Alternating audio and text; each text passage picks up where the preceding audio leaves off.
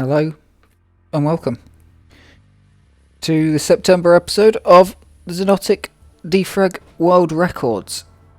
It's XDWC month, so yeah, hopefully by the time you see this, XDWC won't quite have started, because otherwise this is coming out really late. But yeah, let's go. We have, this month, to start off, we have a couple of records to really properly look at, because some really good records have been sent.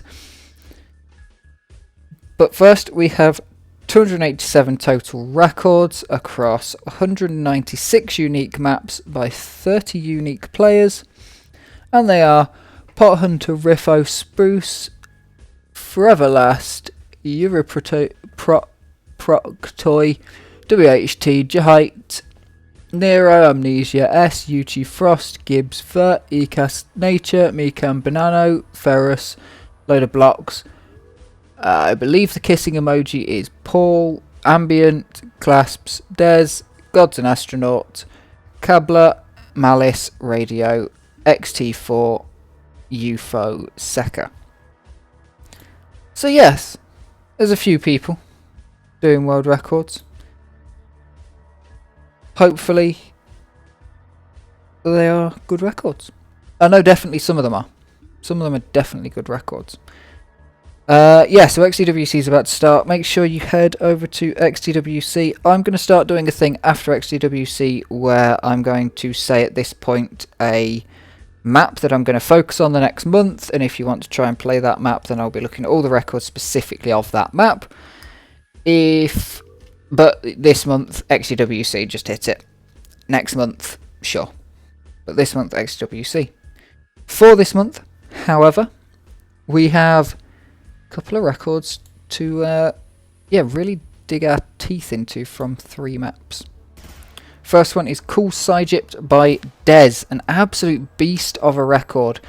This record, I believe, broke the previous one by over or nearly a whole second. This is a very tricky map to get through, just normally, like just getting to this bit, and then Des goes and does that. And I'm not sure if anyone's going to have managed to make that work yet. Oh yeah, and now we've got xdf.gg. Morrow, we'll fix that. Yeah, so now it has been done, but at the time it hadn't, and it absolutely, like that, took a second off of the record. And now a day ago, we've got people down to 12 seconds. You know, we're knocked off the previous record from Deadfast, set 4 months ago, using the original kind of normal route, not doing that jump up. Saved half a second, but then, boom, everyone's managed to take 5 seconds off, 4 or 5 seconds off. Incredible record there from Des, an absolute trailblazer of our sport. Next up, we have 3 records on Biotrix 1L0N. That was sent to me, I think, by Wind. Said to take a look at this one. I'm not 100% sure if each record individually is supposed to be something, or if the fight is the thing. Because they are quite close to each other in terms of time set. In fact, let's have a look.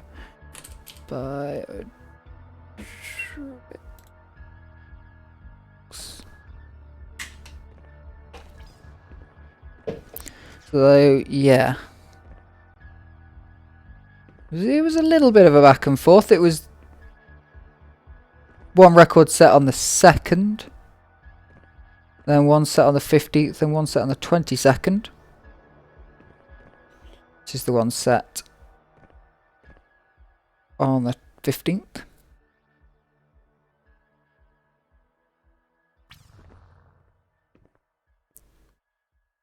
I didn't actually know about that little pre-run to go behind there. I should start doing that. They're the sort of pre-runs I don't mind, where it's like just a stand in this place and then do your circle jump for a bit better of a circle jump, rather than full somewhat hard pre-runs. Oh, That's why it was sent. Now I remember. Because the record straight up has a bonk. Like, dude, what'd you lose? Did you even lose there? So we're on what? Let's frame by frame this. Let's frame by frame this. 1626, 1627, bonk, 14, and then you're into the wrong side of strafe. So you lose like 250 on those two. Now this was kind of my map for this month, but because I didn't say anything about it last month specifically, yeah, no one's going to go for it. But me and Des were talking about, would this map be able to be taken sub?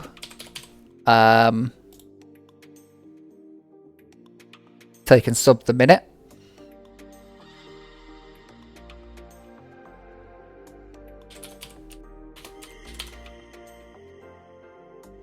But it was improved twice, both by Forever Last. This is the faster of the two records. The first one was set same day. First one he set at 2 in the morning. The last one he set at 9:45 at night. This is all UTC, Forever Last, in a different time zone, so don't worry too much about the times.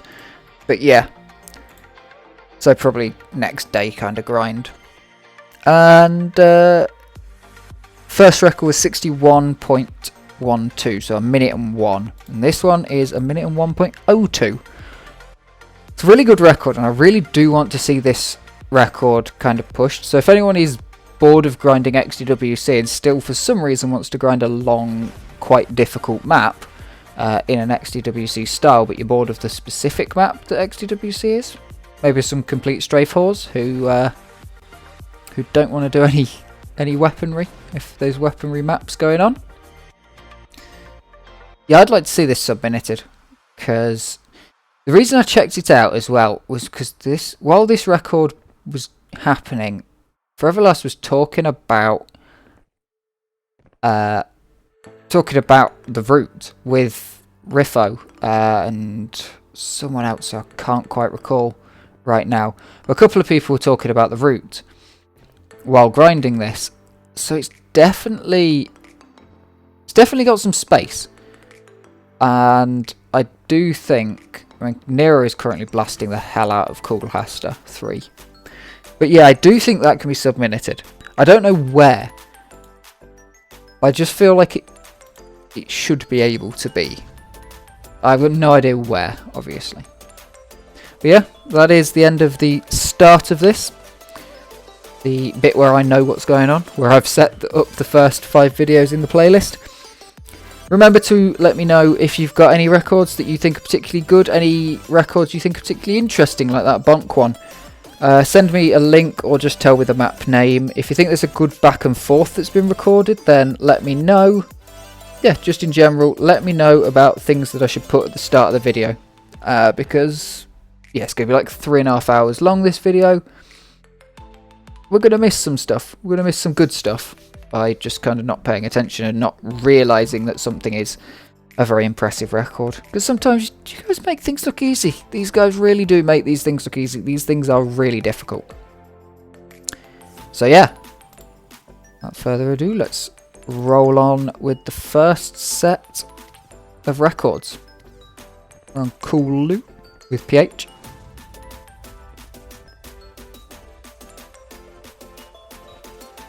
Because yeah, these are really difficult tricks to do, but 9 times out of 10 they've been done before, and you don't always realise, especially if you've if I've not played the map before, I won't really know where the difficult tricks are. And some of the tricks, sometimes they look like things I could do. I'm kind of a mid-tier player, but they look like things that if I ground the map I could probably do. But sometimes they're just not. Like, you don't realise the angle you really have to get at to be able to do something, or quite how tight the spacing is. Maybe, you know, spacing just kind of looks easy when you're not doing it yourself, but sometimes you're fighting for spacing.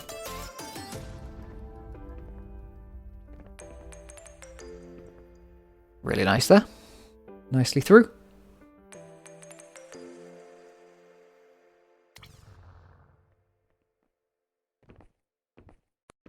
Bug's a tough map.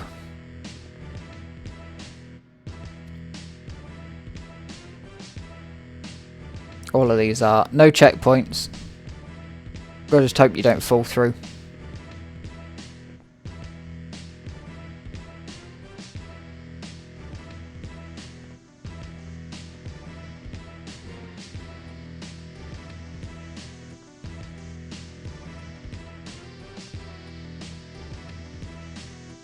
And it feels so, especially with this one, W3, it feels so slow in times. But you're doing 2,500 and it's quite thin actually. You can see in the previous section of some certain, like this section. Oh no, he's going to strafe. It looked like in the previous section he wasn't strafing at all, just ADing. Ooh, that was a butt. That must have been one of the biggest butt clenching moments going on. Nearly falling off the side of that.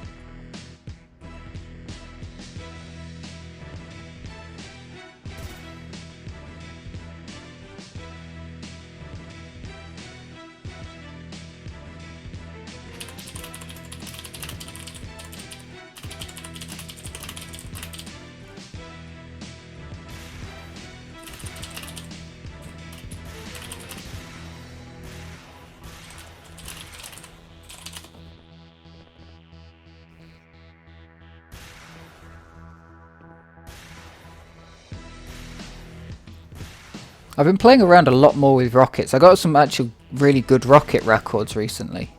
Like solid PBs. And I'm very happy with them. I'm kind of understanding how rockets work finally. So I'm seeing what it's really going to help, I hope, being able to see what these rockets, like rocket records, actually are. Because before it didn't even matter if I played the map, I didn't really know what was going on because I didn't understand rockets in general. So I could understand the map, I could understand whatever, but specifically the rocket didn't really matter.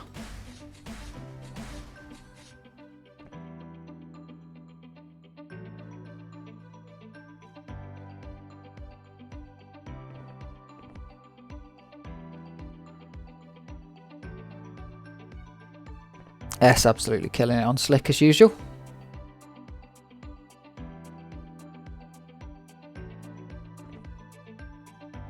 I do still think that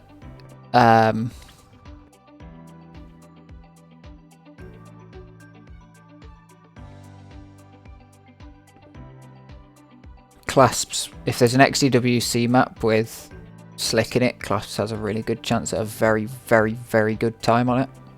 Like a primarily slick. I know there won't be any specific things. Oh yeah, spent ages trying to get through that gap in the wall. And it's that second bit is so difficult. Just all these little bits, like minimizing airtime. Slick really is kind of, if anyone's played Trackmania, Slick is very, very similar in terms of the way that you optimize it. You minimize airtime.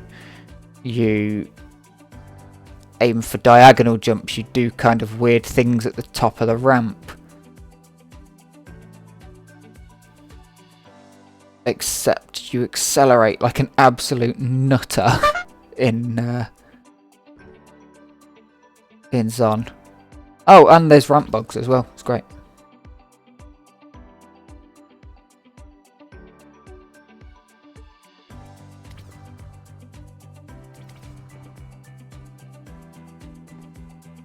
Never in my history have I been able to get away from landing bugs.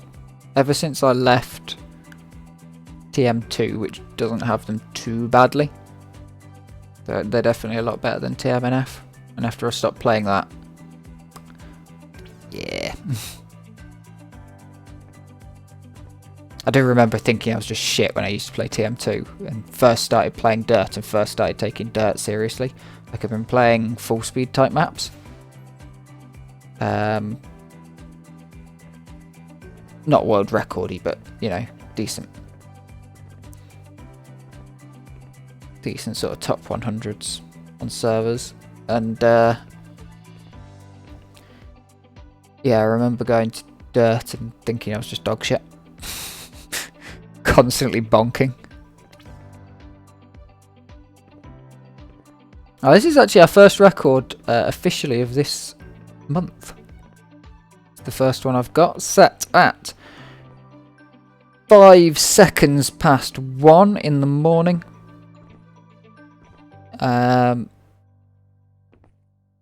Admittedly, these are all quarter of an hour times.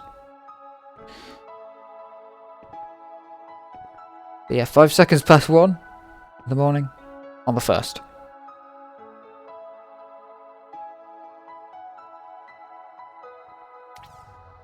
God, people are talking about Warfork and Warsaw in the game chat, and it kind of makes me want to mostly duel in those games, because I do think that Warfork has the best duel movement. The only thing, like TDM, terrible. Bomb, the game mode in general is kind of mid. It's fun, but it's kind of competitively kind of eh. But duel, it is one of the best. It's true, well and truly one of the best. Taking CPM movement, adding in some of the things that Xonotic has, like making stairs not crap. But also it still feels that super tight. Like Xonotic really feels like you're in space. It's very floaty kind of movement, which I think comes from the Quake 1 engine, because I do always play Quake and it doesn't quite feel as tight as like CPM. And Quake 3 even, you know, it just doesn't feel as tight. But Xonotic's my favourite duel game, because the weapons are really what makes Xonotic in pew pew modes.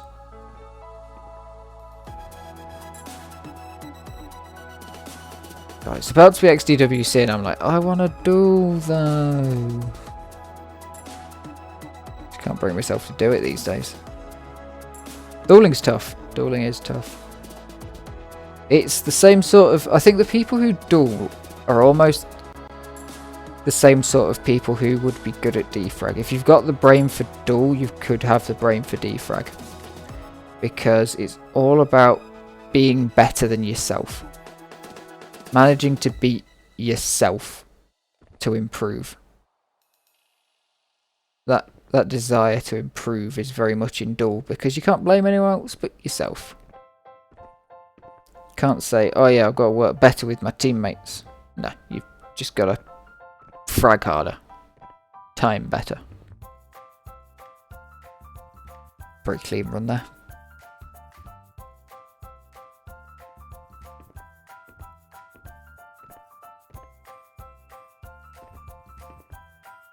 It's interesting on these sorts of maps, like the last time I saw this map, I think the record went for the down ramp right at the start, which is, you can kind of see why you might go for a down run right at the start, because then you gain that speed for the rest of the time. But I think when you just strafe harder and take a shortcut, it can be faster. And the more you strafe harder, because ramps kind of give you the same amount of... Oh, clever.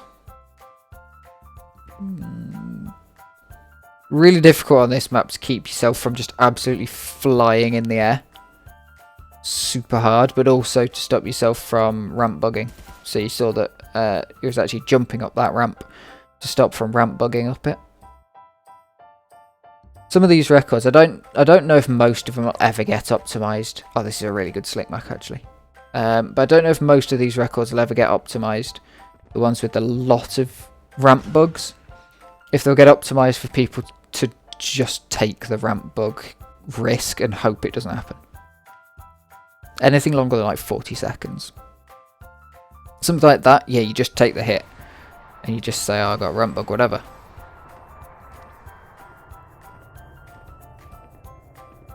But, yeah, on like a 40-second map, I don't know. We see it all the time in other games.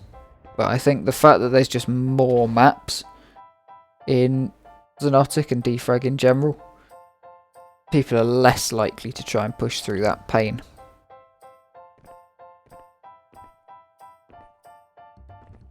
Oh, on this map too. Super tight, and the spacing, and then you clearing that gap. It's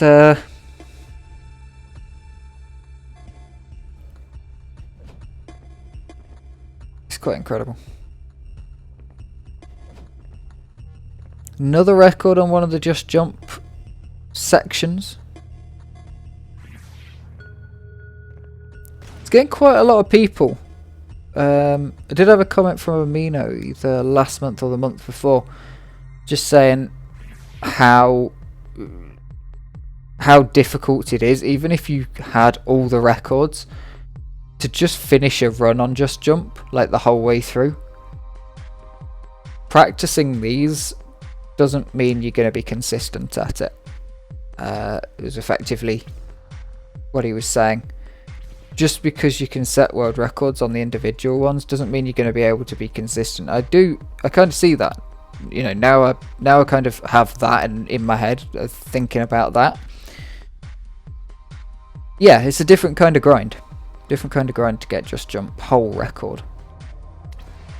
Minutes and minutes on end. And potentially a different kind of player completely. You know?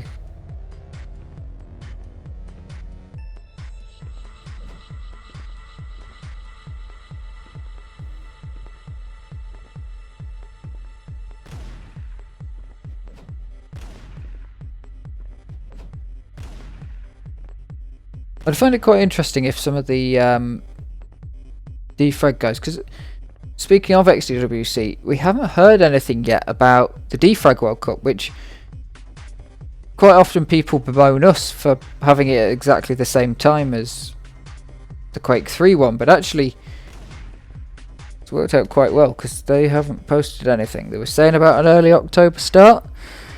That would have been starting last weekend or next weekend, and you can't really announce it that soon. So it's at least going to be mid-October. But the fact that they've not announced it yet, I think once they announce it and people know, like if I was really going for Quake 3 DeFraG, I wouldn't want to do any of the Xonotic DeFraG World Cup if it was going to be close to the time, because I think it'd just ruin your muscle memory compared to... Let's see where... Oh, sorry. Yeah, but we don't know when it's going to be, so maybe some people will come over. Maybe some people will give it a go. If it ends up being directly back to back, like, I hope that a couple of people will come over for the first few rounds, even if they end up not completing.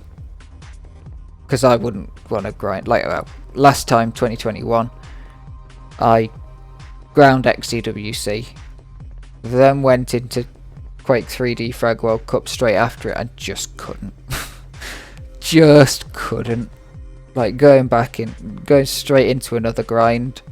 I think if I'd have taken it back and gone into it with the same mindset I'd taken the weeks before, which was I'll just probably try and finish the map and, you know, give it like an hour or two,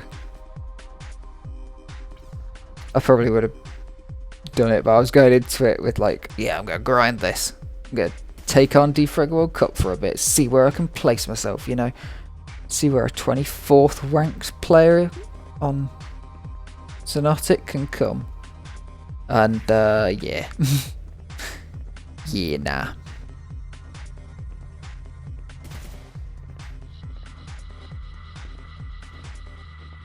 But that said, nobody came over last year, so...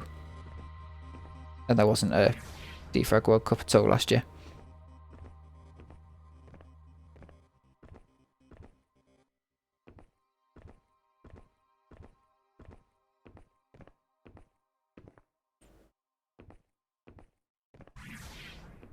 Be interested to see if Momentum mod ever gets any sort of cups, any sort of... well, because the way that most Source games do them is much different to the way DeFraG does them. It's not like new maps, it's old maps played in like head-to-heads. It tends to be the way that those are set up. This is such an interesting map. By adding Slick into it, you eliminate the rocket launcher, but you still have it as a backup. And it's incredible. Like, look at that. 31, 65, 12, 4, 27. He's within like 30, 40 every time jumping off of those. Then you have to go up here where you jump because slick bugs. And using rockets to get over. There aren't many checkpoints on this map either. The reason that he just jumped up there straight away is because that's a load of 1 pixel tall stairs, maximum step height, and only 1 pixel wide. Sorry, not tall. So you just kind of straight up them. Pretty much impossible to slick on something that's not flat.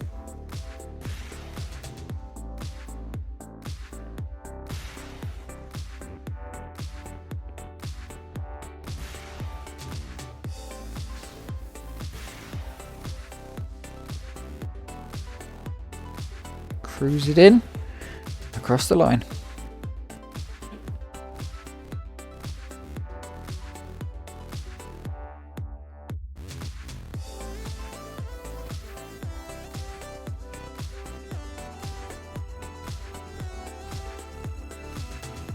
I like that map.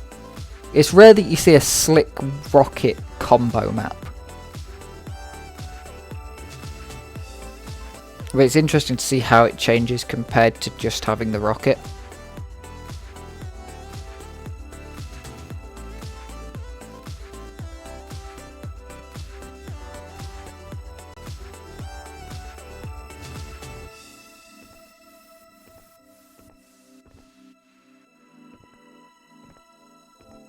That jump is super tight in spacing.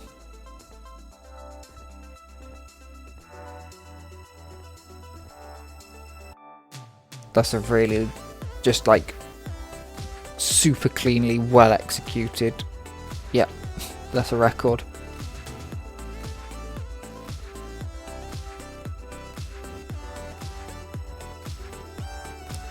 This map, on the other hand, is super technical in a different way. Rather than being all about spacing and strafing, it's very much about not turning too hard in certain sections. Just turning enough and not losing speed gaining as much speed as you can where you can gain speed, but then when you can't gain speed and you're just kind of turning, about not losing as much speed. Oh, you can get through there. I wondered how the hell people were getting through that section like that.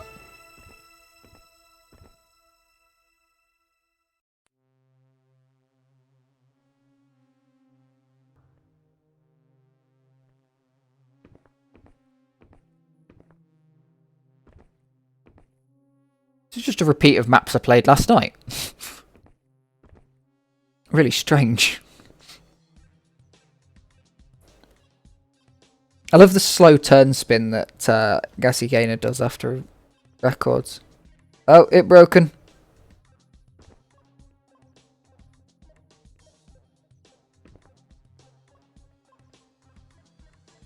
It broken. Oh well.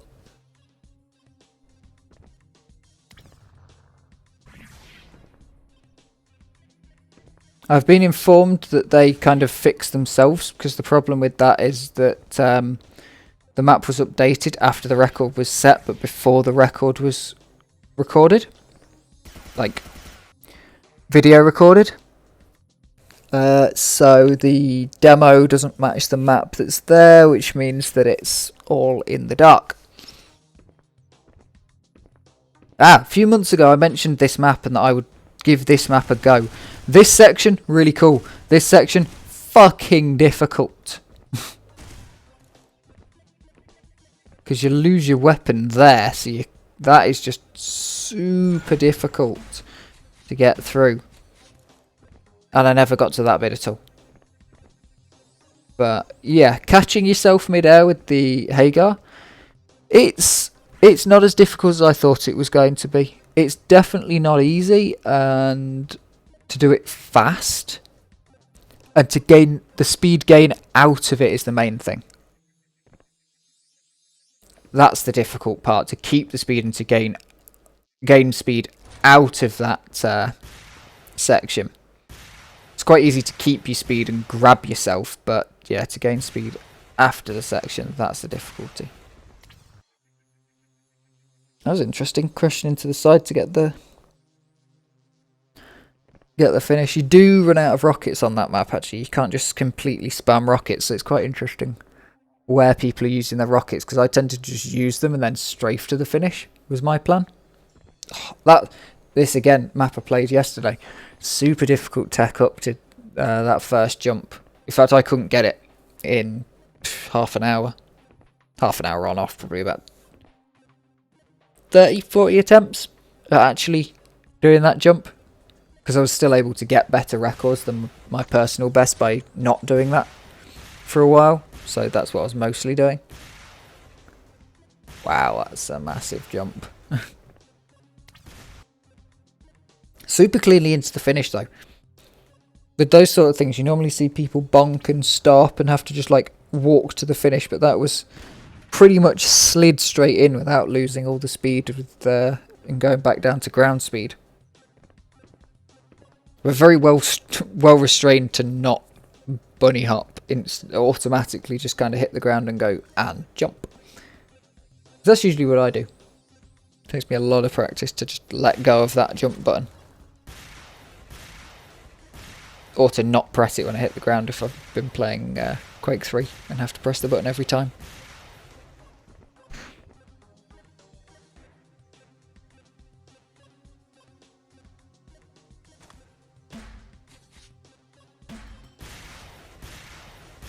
Was that a triple grenade or something? Wow, using the little key holder button thing as a jump pad to almost double jump back on yourself and gain the height so that you can use the rocket for extra speed. That was mad. This is a super tricky map. That first start, trying to get the spacing right to jump across all of that, super difficult. That's impressive.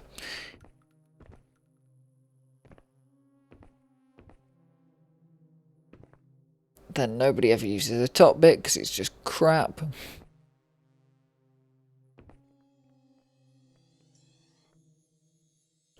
Very careful ducking below the below those bars. The distance that you go with that, it felt almost like the duck was slowed down because of the speed.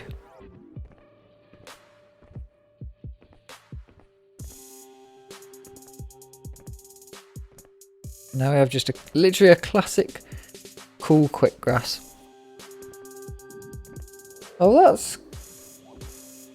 I never thought about doing that, you know, about wall strafing. I think one of the hardest things about wall strafing is that you have to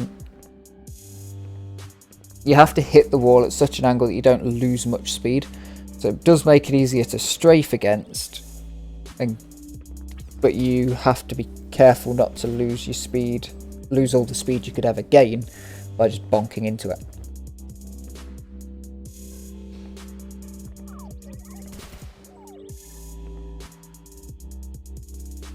This looks so pedestrian compared to the slick where he's left spawn with this much speed. And because all the gaps get bigger each time, I think it's one of those maps where as you go down, because it knows you're going to just snowball speed, it says, well, we'll just make the gaps bigger. If you're going to snowball speed, we'll snowball distance.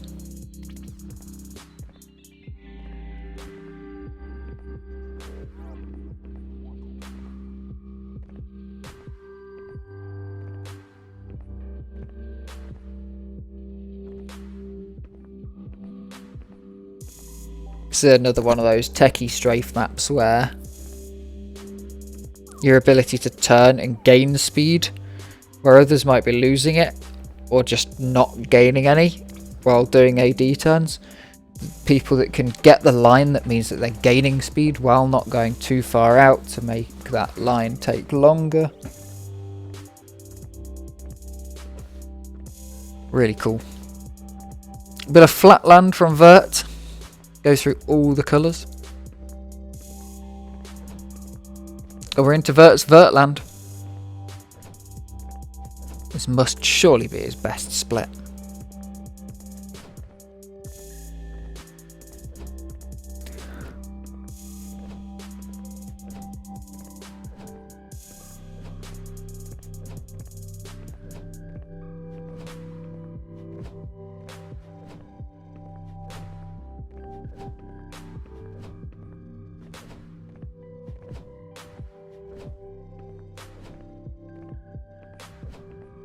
Nicely done. He's quite a lot back actually, half a second back on his PB and 0.6 behind Malice at that last checkpoint. Now he's further back on himself but has overtaken Malice. 0.48 back, so something must have happened on that run in this last orange section. Yeah, because now he's up. Now he's up. Really good orange section, I think, though. It just looks like it was a really good orange section rather than a fail on a previous one.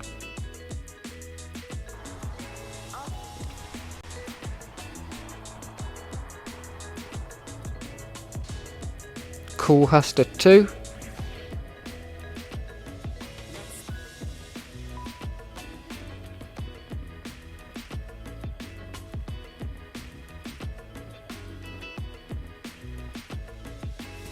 Very fast, heavily spaced out map.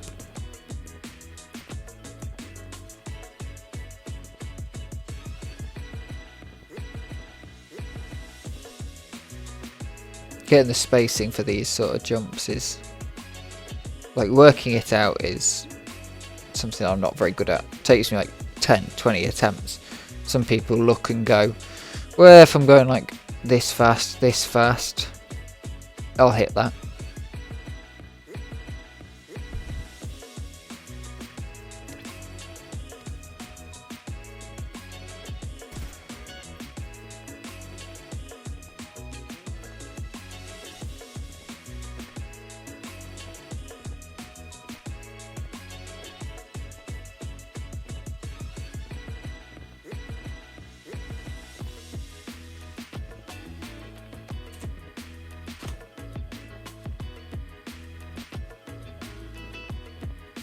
That's got so fast that it looks easy now. Because last month that looked super difficult because that final finishing section into the finish room was super close to missing spacing. But now that it's got a lot better and that finish is cleaner and it doesn't look so sketchy, it looks easier. It looks like it's just casual. Because something triggered right at the end. I was like, oh my god, that's a ridiculously better run than the previous one. But yeah, that's kind of what I mean when I say you need to tell me what records are good, because I'll have to go take a look at them. I'll have to figure out where they are so good. We can just kind of deep dive them a little bit. I want to do some deep dives. I have spoken about this. I want to do some proper deep dives. Really look into histories of maps, talk to people who've set records on them, talk to people who've got good times on them. But not for right now. Not for right now at all.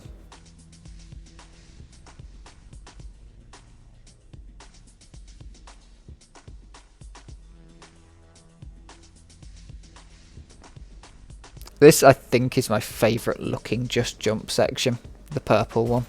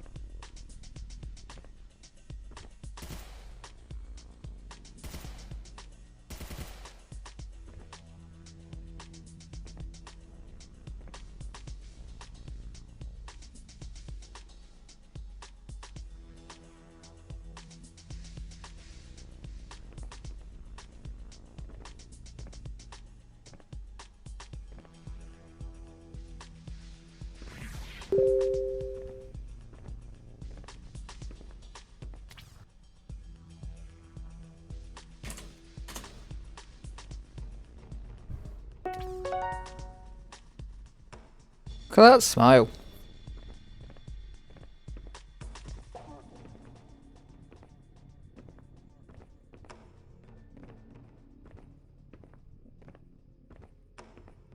Cool Monday off. Wish I had Monday off.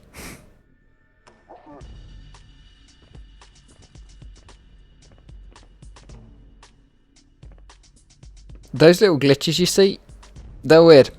They're when a mapper uses a warp zone, which is like it's a teleporter that you can see through, and you can see everything going on the other side. They're kind of weird, but it's only a demo bug, or a demo thing.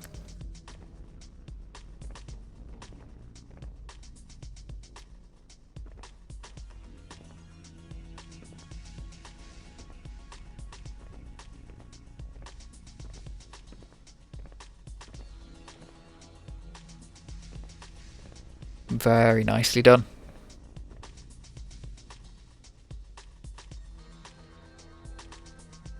That spacing's going to get tough soon. It's just getting closer and closer to absolute perfection of landing on the bottom pixel of the last pixel of flat before the ramp starts. And then after that it's going to be like you've got to go twice as hard.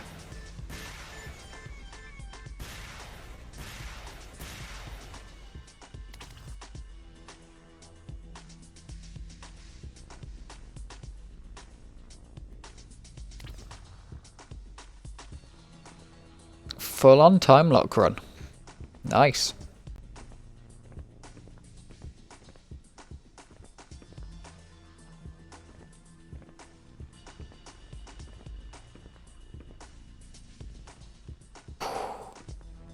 Pushing these records is absolutely mad. Like that's kind of a run, but there's times in maps that are only 25 seconds that I wouldn't have done something like that. Let alone a map that's 3 minutes long. But at the same time, still room for mistakes for sure. So there's some ridiculous tricks going on that are working out, but then others, well, there's definitely a lot of room for improvement, but it's another one of those kind of, like, just little tricks like that. It's probably saved a second. And if you can do like 3 or 4 of those, you probably saved back the time that you lost by going for that 1 second. And you got to go for those little pushes, you know? At the end of the day, if you don't go for those little pushes, you're not going to get the world record. And these are the sort of maps where I think that we should really celebrate world records on.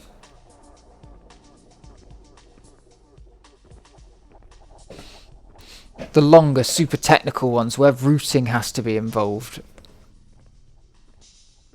Of course, there's also the ones that have just been ground so hard that you'd think it was impossible to break the world record. Those ones, they're also things where we should celebrate the world record.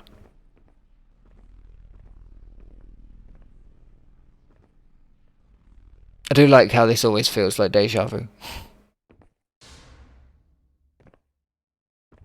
And then you just kind of climb your way back up, almost.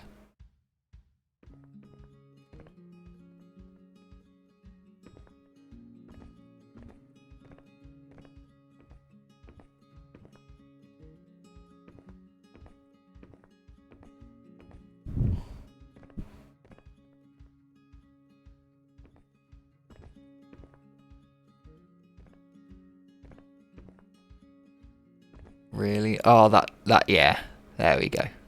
Super nice on that second attempt. Boom.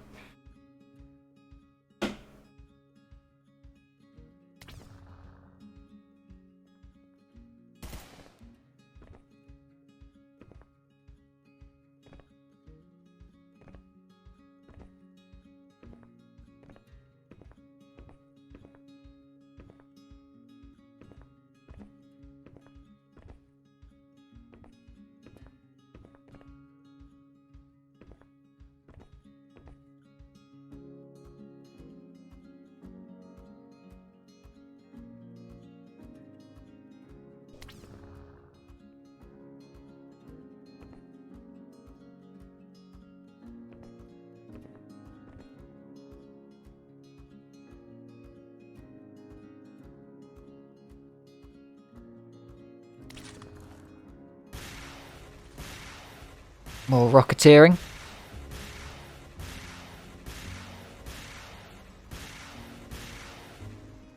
It is going to be absolutely hilarious to me if Ash hasn't used the new rocket physics and the map is like really heavily rocket based. I don't think it will be. I think either Ash has used the new rocket physics or the map is like so well built. Like last year's map 5, that map was so well built that it didn't matter that the rocket physics are kind of wonky in Xonotic, because the map was built around Xonotic's rocket physics, not built around some other rocket physics.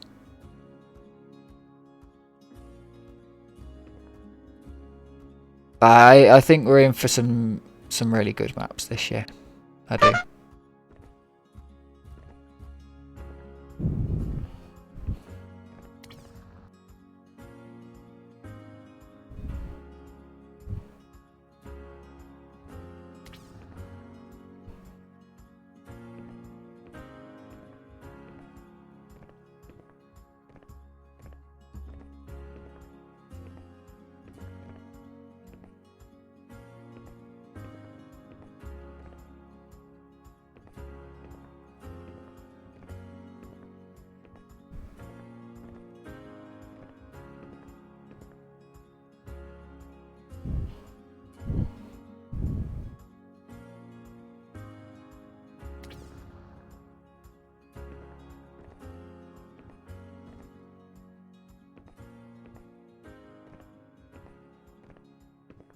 It's going to be an absolute corker of a year for XDWC, though, I think. I just got a feeling. Don't know why. Just got a feeling that this year there's the right mix of things, you know.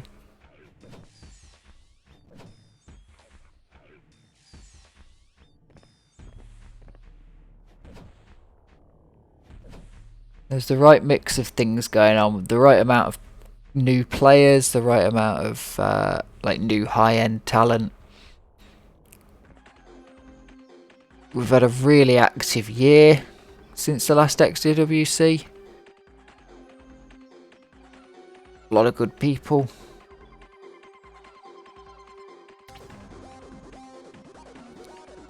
And something else good, a lot of the people that joined for XDWC last year and then kind of slipped away a little bit. You know, guys that came over from other games. Seeing quite a few of them coming back now for a little bit of pre-XDWC warm-up, which is really good. It's good that they're coming back.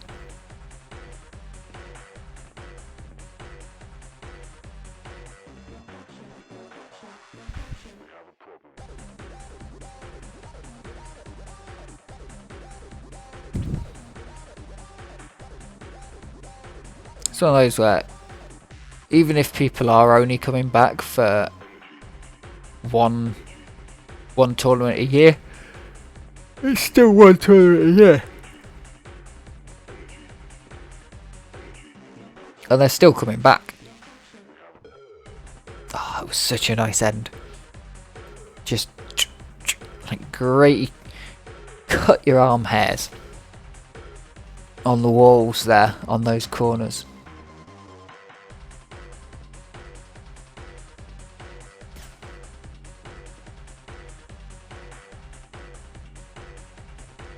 That was a beautiful slick landing.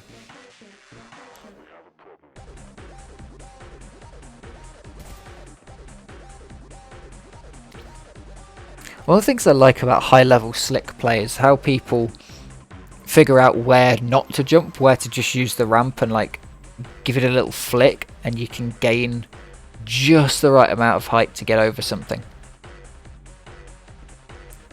And I think that's really cool.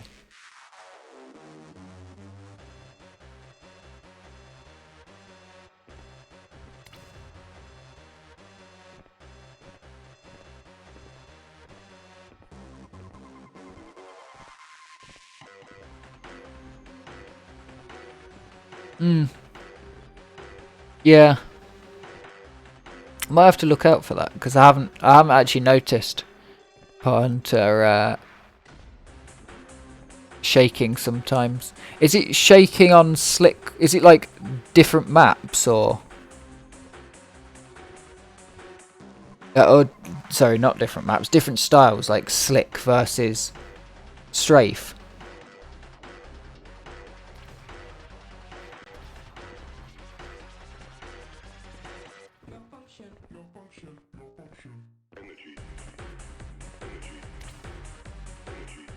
No. Huh. I have to keep an eye out for that. Oh, why has it died? Oh, for God's sake.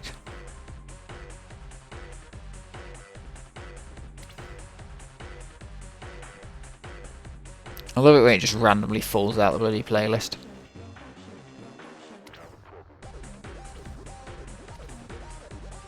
YouTube's great for doing that.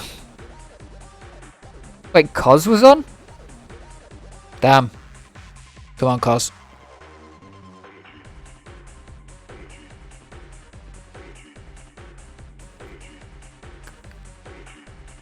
I want Cos to play XDWC because he doesn't get a great, like with only having a EU server most of the year, doesn't get a great connection. But then obviously we're going to have all the servers. Let's have a look at that. Let's take a look. So what we got? Got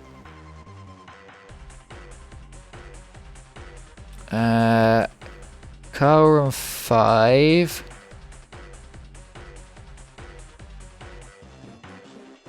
Cool SH. Where were they? There's a car run 5. Oh, there we go. So he's Bull, Mentula and 251 FPS. Are they the same? They both PH?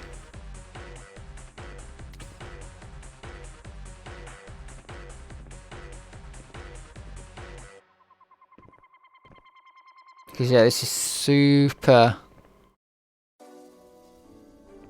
That looks smooth.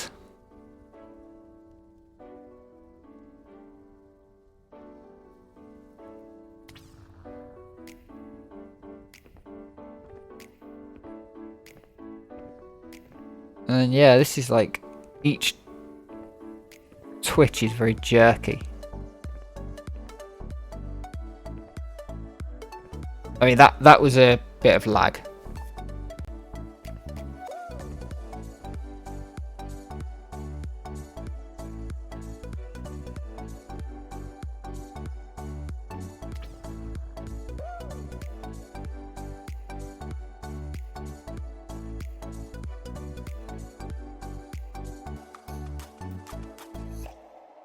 If it's the record on the screen you're looking at, obviously it doesn't show the name of the player when you cross the line. That's the person you've beaten, not the player.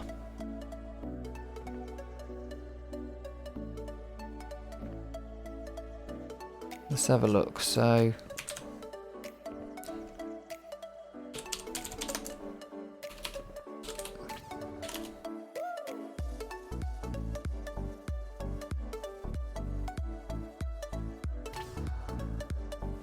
it does look like the same person, same player actually from Pot Hunter. Yeah, Carl Run 5 and then Cool SH.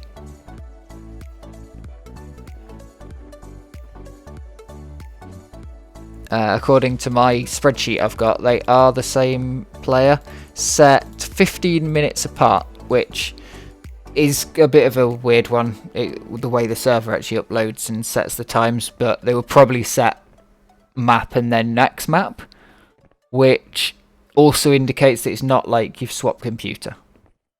Because I know my play, at least in dual, looks a lot different when I'm on my laptop. Tending to be on like a kind of a bit weirder of an angle of a setup.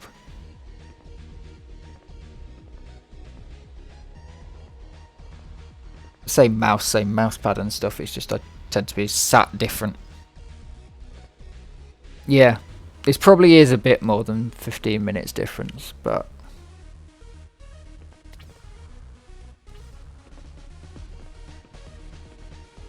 yeah. I mean, to be on that SH run, there was a bit of lag in the middle.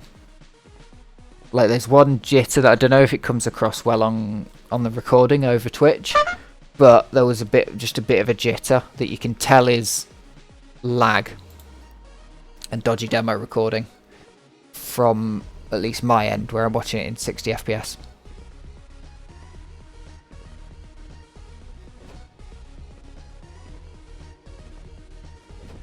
But sometimes people do have really weird styles for various different things. I mean, I've seen it in duels where people have... I mean, hell, I've seen it in duels where people play Instagib super smoothly. But then you give them a railgun in weapons duels and they're flicking all over the place like an absolute nutter. I've seen that before. And I've seen the other way as well. Give them a railgun and they'll just sit and wait.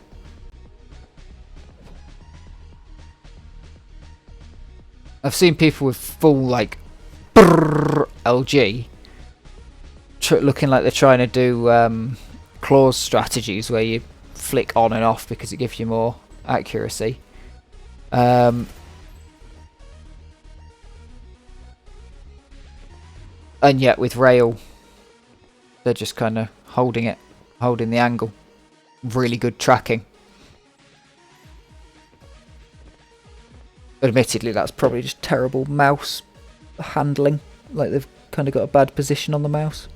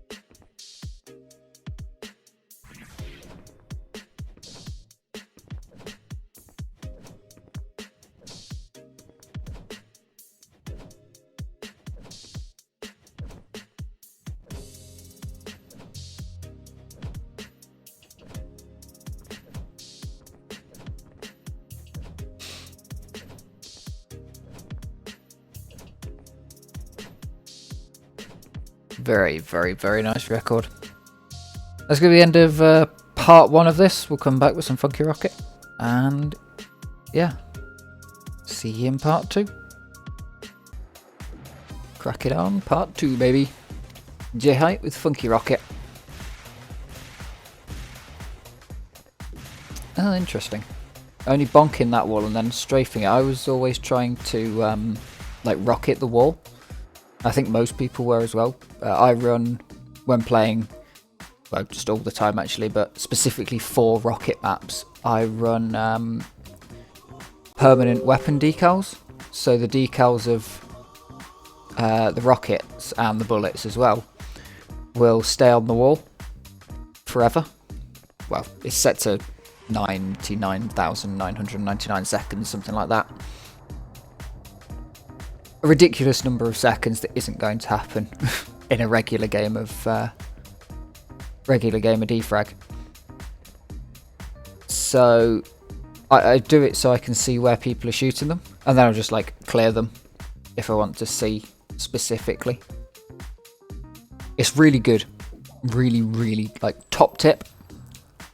CL decal fade time, I think it is. Figure out what that is. Set it to really high. You can always clear them by just decal fade time 0.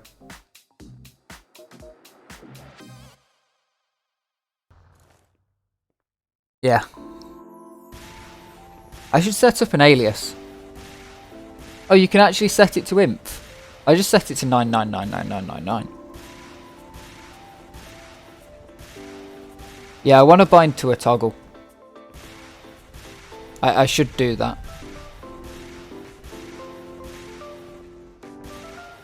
Or at the very least bind a clear. I can't remember who used to have one. But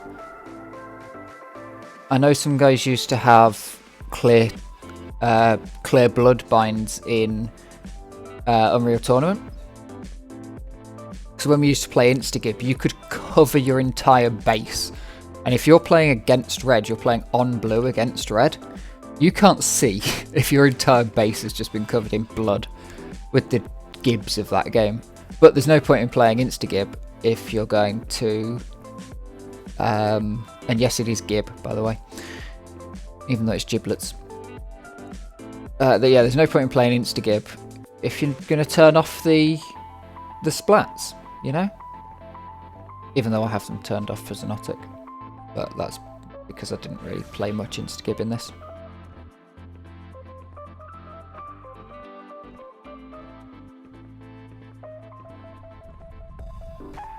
Could I just say, I know probably only Amino is actually going to watch this far, so anyone who's live is going to see this, and no one else is. But I fucking love this game. And the community. I like all of the community. The whole community. DeFraG and weapons. Just everything.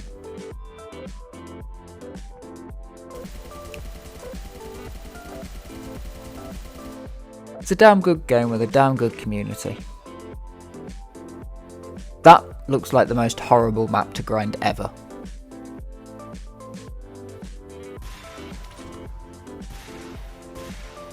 Whereas this one, immediately after. In fact, what times were those set?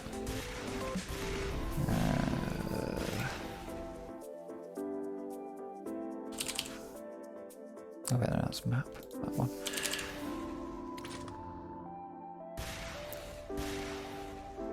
So Riffo set, GVN final solution, 6 hours later. We have...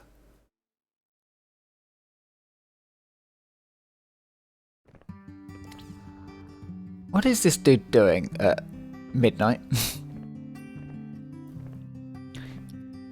Yeah, 6 hours later and he's setting records on shit map.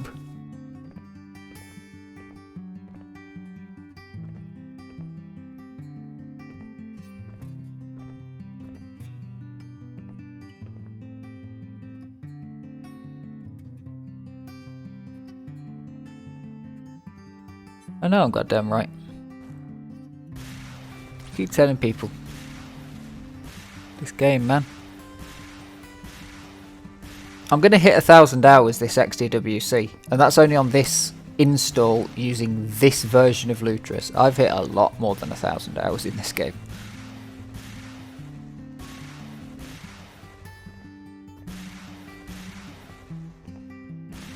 Plus the amount of time I've spent. I mean, I've literally spent watching this. I must have spent half a day now. 4 hours. I'm interested, actually. Someone tell me if anything interesting comes up while I'm looking at my own YouTube channel.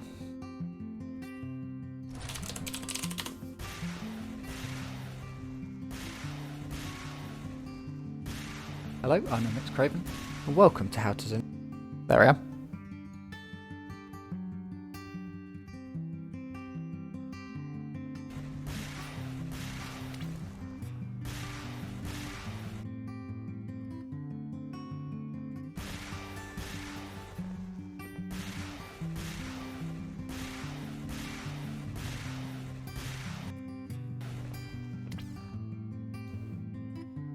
I'm sure we already saw that funky rocket. What happened there? Hello, welcome back.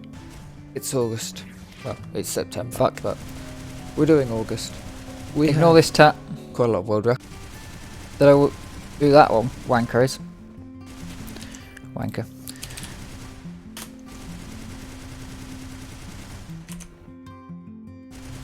So the playlist for all of my videos is 1 day 45 minutes for so far. And we're not a year in.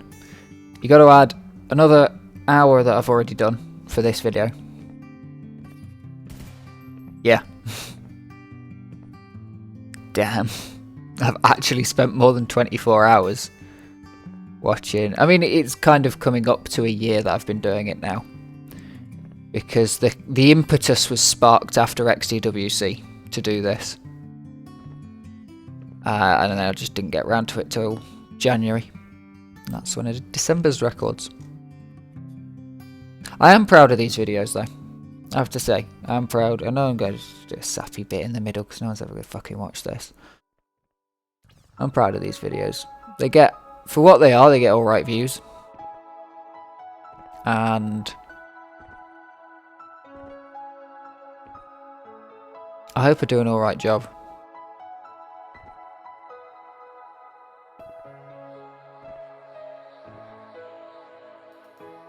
No, I can't add in any time saved learning routes because I can't remember what map we were playing the other week. And I was going, I know I'm bad at slick, and I was saying I know I'm bad at slick, but I must be missing the route. And someone said, "Oh, look up the world record route." Go on, type in the map. Okay. Every single video for 3 months. There's like 8 videos I've watched. I didn't remember the map. I didn't remember the really easy shortcut right at the end that I didn't spot in the actual map while playing it.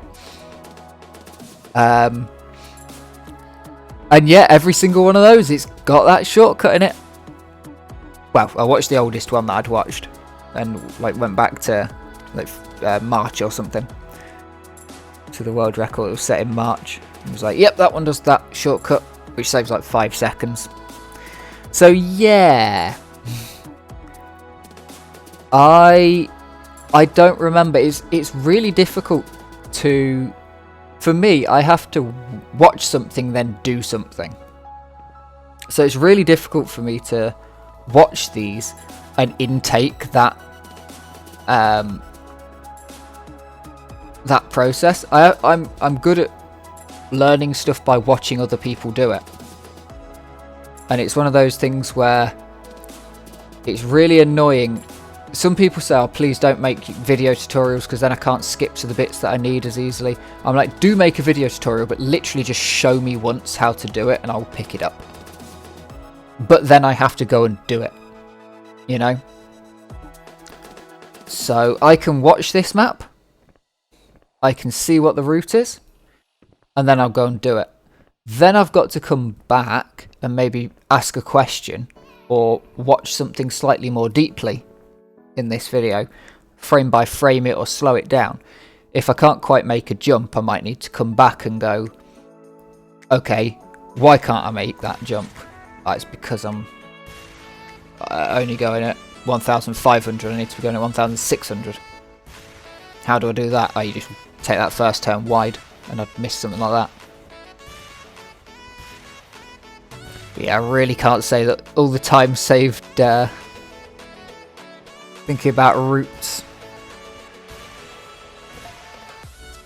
Yeah. The one thing I do hope it's helped with is that potentially I can see this year with XDWC I might be able to find better routes in that original videos, because what I was trying to do, and I think I started it map 3 last year, looking for separate slight improvements and going through and doing the run twice and saying, and this is a step up, this is kind of a bit faster. I did enjoy going back and watching my predictions after the week was done. It was funny with one of the maps where I said something. Oh, it was map 1 last year. I said something about this might be faster, and we'd already proved it wasn't faster by the end of by the time Mirio started streaming. Oh, I need to fucking message Mirio. Shit, I forgot to do that at lunch. I want to do the XDWC streams. And I know he was happy for me to take him last year, but like, I just want to double check. And last message, Mirio. Fuck. Where is he? Shit, I've messaged Champ since.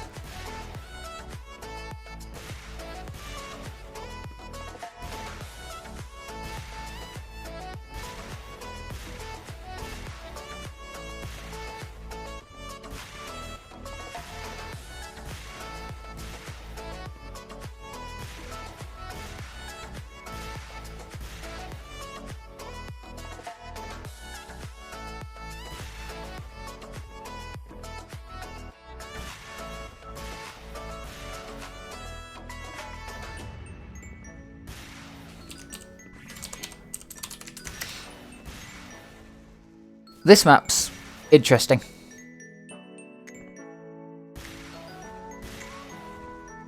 Because it's every run of this map has had large sections that are just dog shit.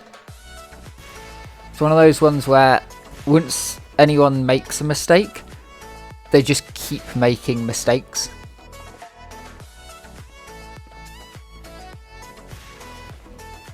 Same as here and go strafe. You know, same map, but strafe.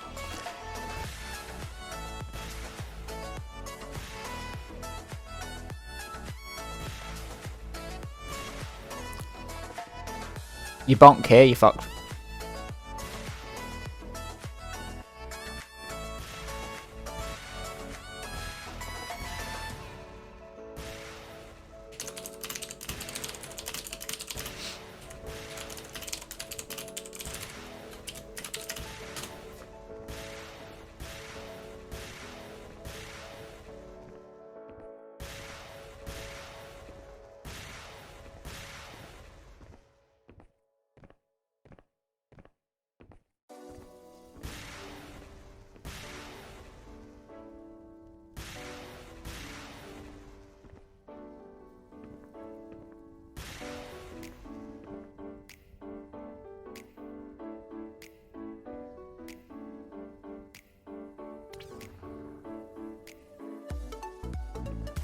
Strafe version bonked hard last time as well, though.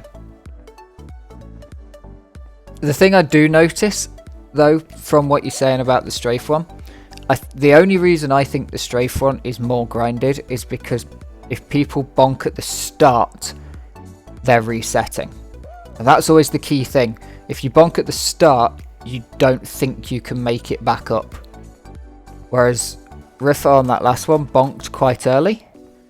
And just carried on, you know, ran straight into 2 up ramps and lost all speed. but carried on because he knew I'd just go a bit further on, and you know, there's tons of time to be made. And I think that it's very interesting the way that it all works, because knowing from Mario Kart speedruns, I very rarely time trialed in Mario Kart, so individual levels. I did the full game speedrun type stuff, or full cups, or, you know, longer type things, usually 16 tracks. Runs about 45 minutes, half an hour to 45 minutes. Yeah. And it's so different to this, because you can get super stuck in failing the first track, and you lose like 10 seconds on the first track. And I know previously it's one of those things where people say every once in a while do a no reset run.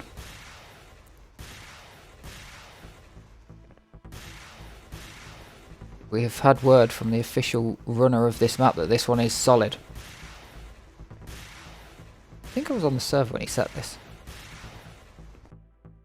That's pretty solid. That last section, because I did set a decent time on this map actually. So this was one of my few good time rockets. Getting this right, you either aim for that, or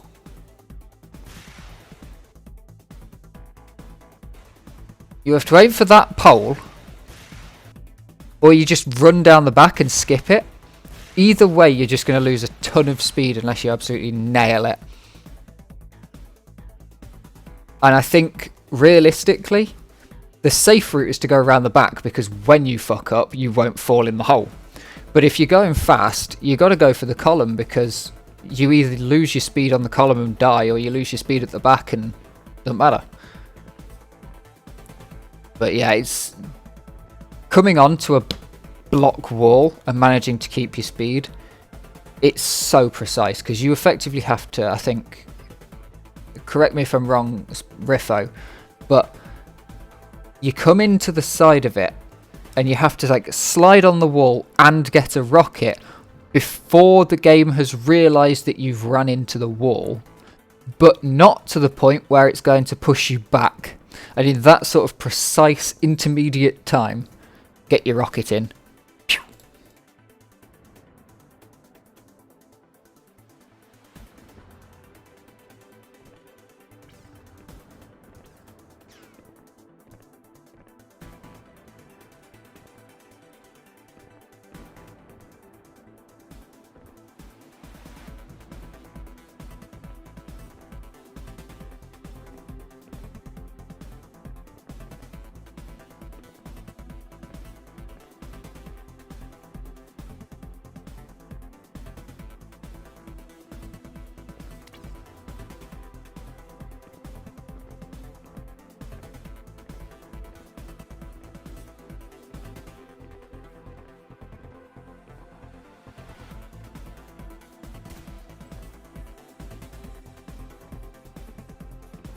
Yeah, the only reason I sort of have seen it is because I was trying to work out, I can't remember what map it was.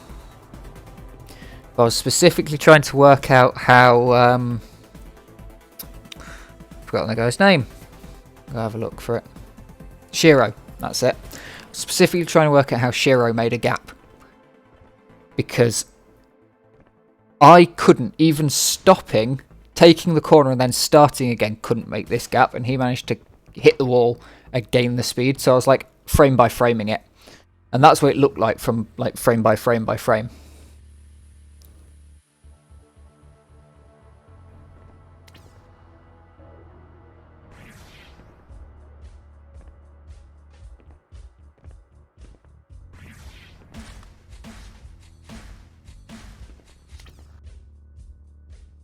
That was nice.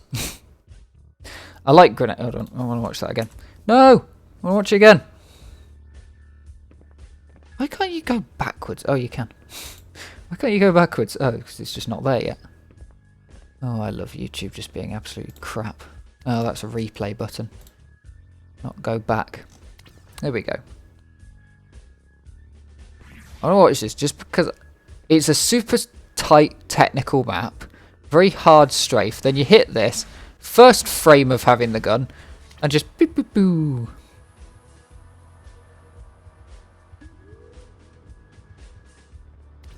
Yeah, so you want the rocket to change your direction slightly, but not to push you backwards.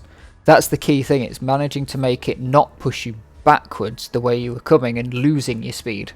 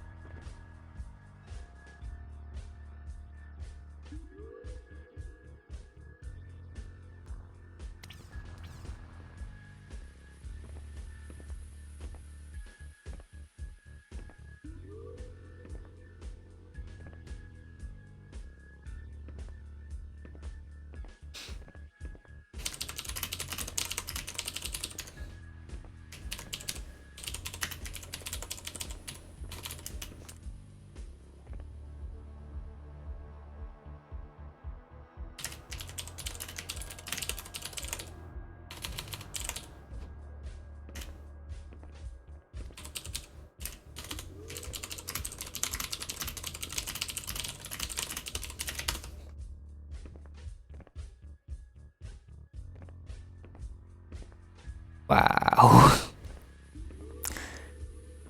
This is another one of those maps. That looks simple. It looks easy. It looks yeah, you just do it, don't you? You just strafe it, you know. No you don't. I want to go full screen. Yeah, that's what I mean. They're so clinical. That map's bloody difficult. That map is really hard to not just fall in every single one of those holes. My default strafe circle jump kind of tempo puts me straight in the first hole. I have to specifically, what I do on that map, I'm not quite sure how to break this cycle, is I don't go to the back of the start room. I put myself sort of 2 character widths, I'd say. I don't know what to do. I put myself 2 character widths forwards. And that breaks my spacing just enough that I can jump over the first section. But I still have to bugger myself for the second section. Like, sort of wiggle around it.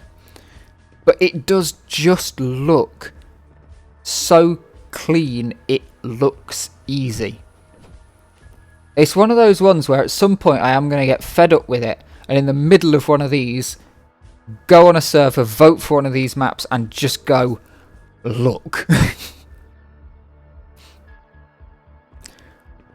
I am solidly good at this game. And this isn't easy to do. It's not easy to just complete this map at a good fast pace.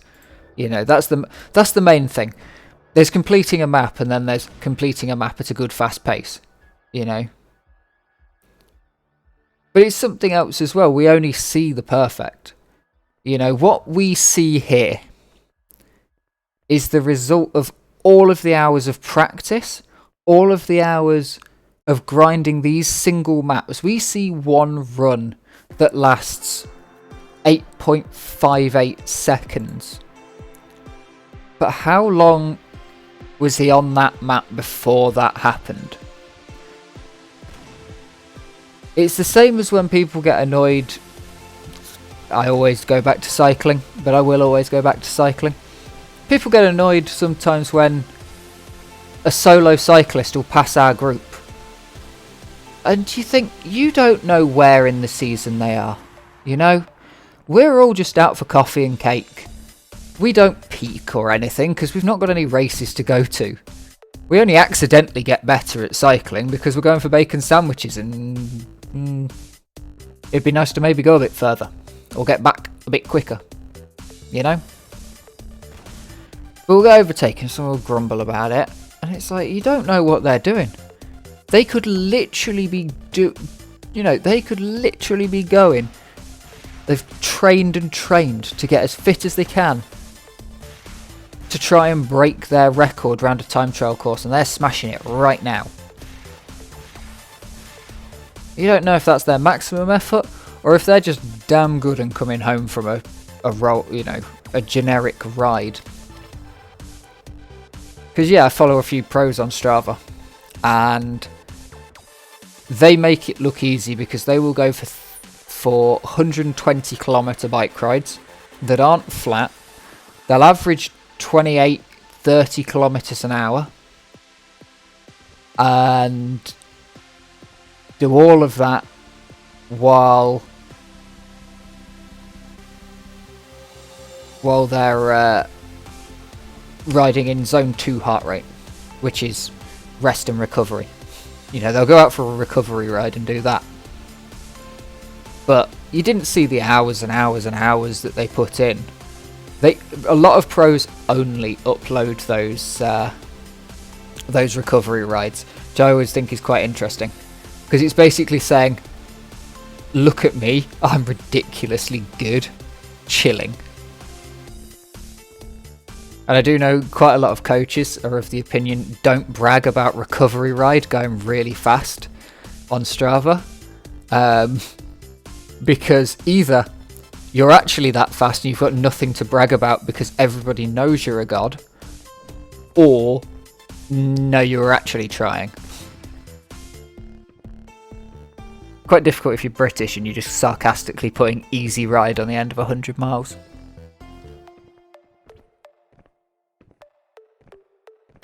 I was going to, and then I didn't when I did my 100-mile ride. I was going to put easy ride, see you tomorrow. I didn't. I didn't even get out of bed next day. And it was raining and I didn't even go on a bike ride. Like, yeah, sod that. Don't ask me why. Did 100 miles yesterday. Interesting there. There must be some spacing to that one. Missing a down ramp to go for a higher block. There must be some spacing to get a better down ramp or something slightly later on. Because it wasn't particularly a steep down ramp.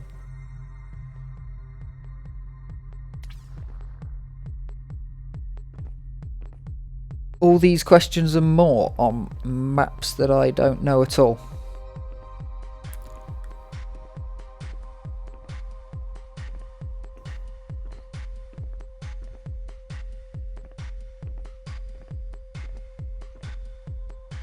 That's clean. I've recently been, well, accidentally watching quite a lot of surf content. That map has got so much better since they fixed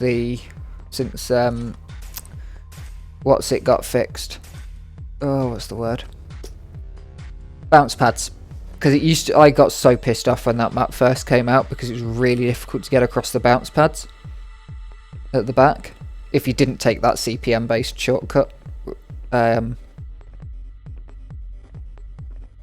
But yeah, it was really difficult to get across. I got so pissed off with it.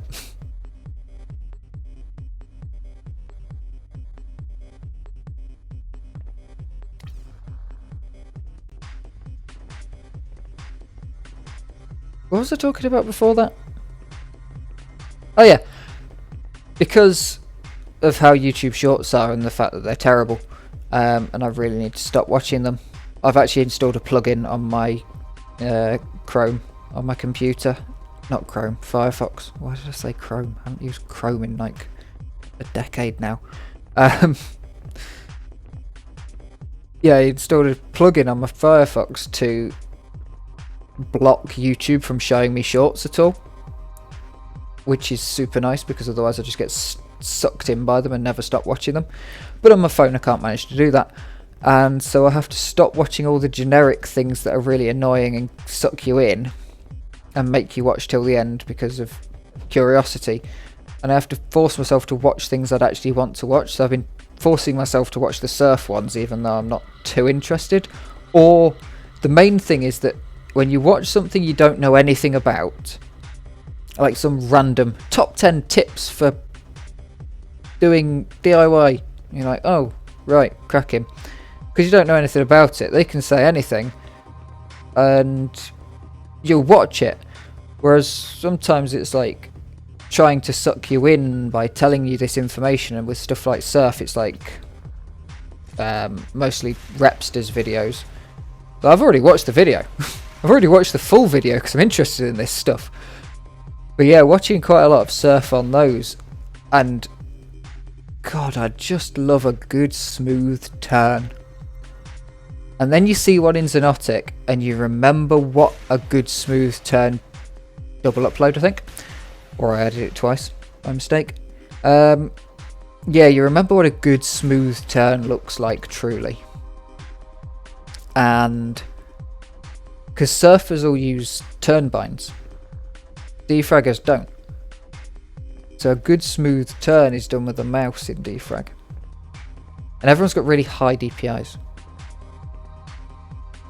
That'd be an interesting question. It's been a while. But every year or so, roughly, CPMA Discord used to do a little poll to ask people what their DPIs were for like regular players. I'm probably still in there on some really old ass settings because I doubt they've updated it. Because I haven't, they may have deleted me from it if it's been too long and they think that everything's bodged or whatever. Or no one updates it anymore. But yeah, they used to ask every year for all of the players to add their DPIs and their settings and stuff. Although to be fair, I've got to say actually my CPM settings probably wouldn't have changed if I was still dueling. I think I'd still have pretty much the same DPI. I changed my DPI to just be able to turn more and spin around more because I didn't need aim, so I like halved it.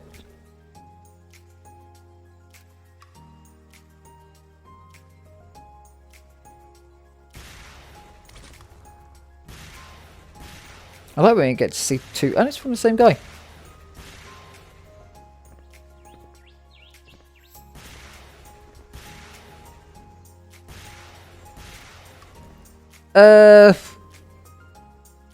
Depends.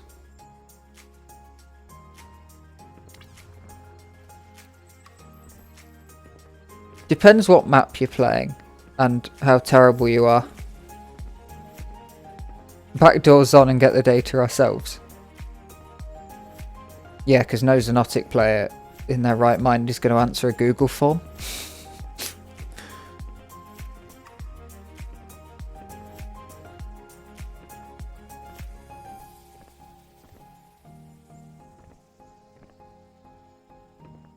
Xonotic does actually have data collection and processing in the EULA. Pretty sure it would have enough permissions to do settings. Don't know about servers specifically, but because of Xonstats, I don't know if Xonstats would be able to do that. Hey, mustaches. Oh, I tell you what I need to do.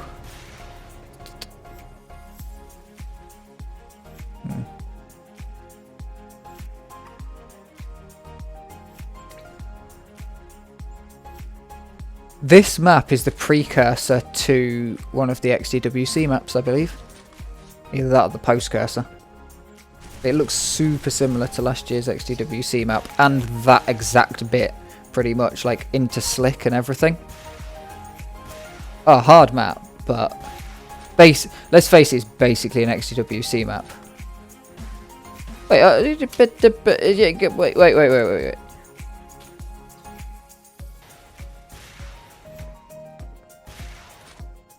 Oh, that was a shotgun. Okay. I thought that was a lightning gun / arc. And I was about to say, what the hell? Why is that not part of usage? But yes, that's just taking away weapons and giving you... Because Ash is really cool and takes away and gives you weapons rather than in combo maps, rather than just having it be infinite ammo, infinite weapons. And it's super well spaced. That's the other nice thing, because there's sometimes you're in a random bit and you're like zooming through rockets, and all of a sudden your rockets get taken away from you. Yeah, you bastard. There was a map I was playing on Quake 3 where I was super close. Between runs, like different runs would have it or didn't have it. And it gave you 4 rockets to use. And some runs would be fast. And I get to the first checkpoint fast. But because I didn't use that 4th rocket, because I was going faster, so I got through the checkpoint and took the thing off.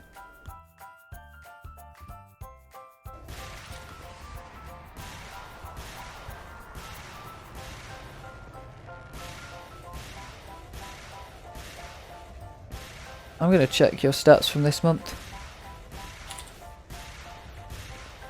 Okay, this month the only Ash map with a record is from Riffo.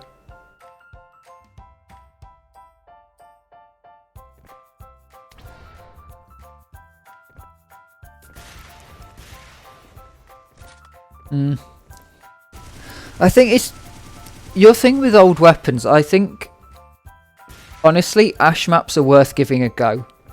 You might have played an Ash strafe map, by the way. Oh yeah, this is a nutty map. This is one of the ones, like you said earlier, the PH map's making it look easy. This is one of those maps where you did it really well, super cleanly, everything perfect. Still looks hard. It's a hard enough map that it just still looks like, you know, to the untrained observer, I've never played that map before. I don't really remember it. I think I've seen it once, but I don't really remember it properly. You can tell that it's like, you've got to hit the right places. Whereas I'm pretty sure with some of those PH records that we've seen this month, you could honestly watch an hour of fails and still go, oh yeah, that looks easy.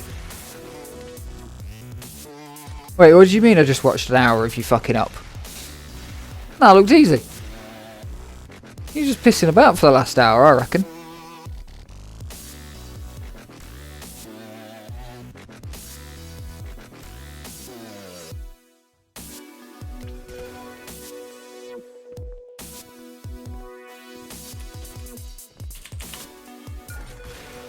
It's going to be really difficult for me to get 4 years of xdf.tykisma.info out of my search history.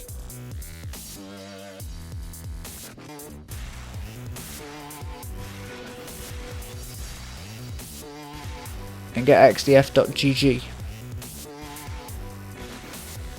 We still have another half of a month, because I don't know if Morrow has yet updated these to say xdf.gg at the end of them. This map's very tricky, but this map's one of those ones that is always, no matter who does it, it's gonna look simple if you get a run straight the way through,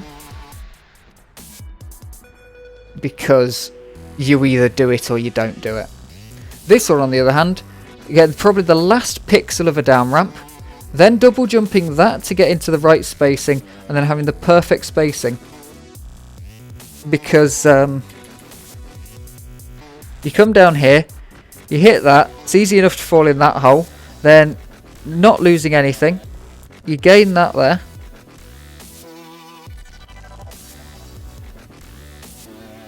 double jump off of that to get nice spacing to here, to round, to over that, and then not hit into that, because if you hit that too hard forwards, you just won't make this jump, because you've actually got to get on top of this platform here. If you fall down, then there's a little bounce pad to get back up, but obviously not going to world record if you're hitting the bounce pad. Yeah. PH currently has the record. He's number 1, relaxed running player rating. Very interesting. Yeah, it's a very heavily grinded map. That's why I looked at it.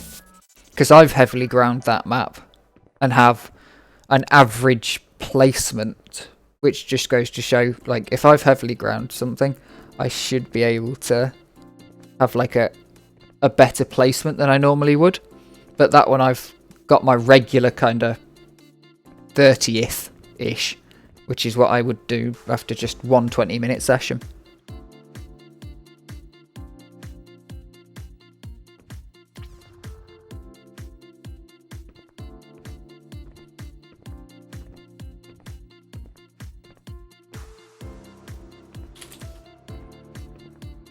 Yep, so Riffo has literally only played Ash Get an Axe.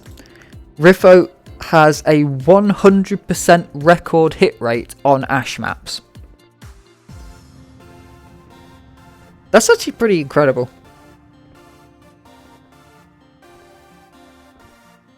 Considering how much we actually play and how good Ash maps are. But I guess maybe it's because they're longer, quite difficult strafe maps. You might just kind of never have even given a shit about them and just swapped over to something else.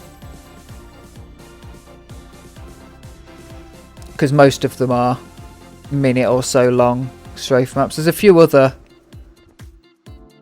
good rocket weapons Ash maps. Yeah. No, yeah, no, I know you don't.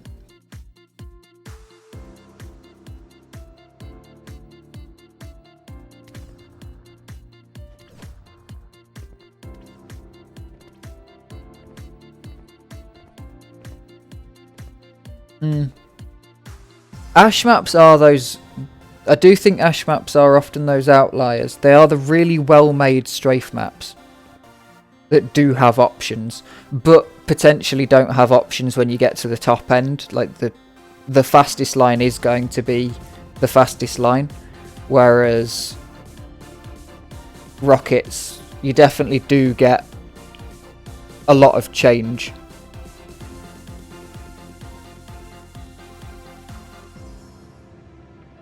I think you would like XDWC 2022-5. I highly recommend that map to anyone.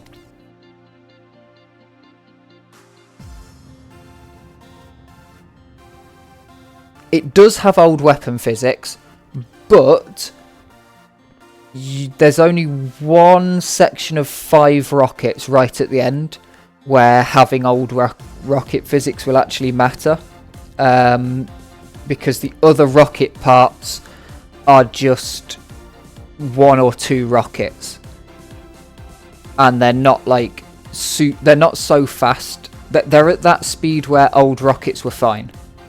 That was one of those things where when everybody was talking about making the rocket changes, that was one of the maps that I was bringing up as like, rockets are fine if you make maps around them.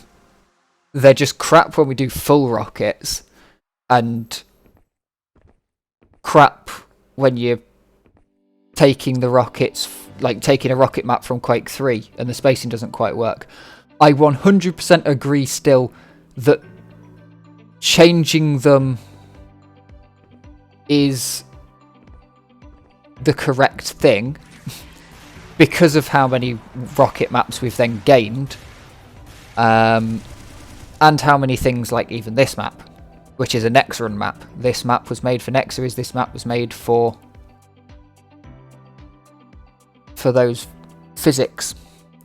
But I think the fact that any of the maps that were made for old physics, because it meant that you couldn't have big long spammy rocket sections, you can probably just stick old rockets and probably nobody would notice, you know? And if you do notice, if you are going to notice and you're going to go for world record, chances are that you'll spend enough time on that map that you'll actually just pick up how rockets work. And it won't matter in the end, because you'll just pick up the understanding of rockets for that map.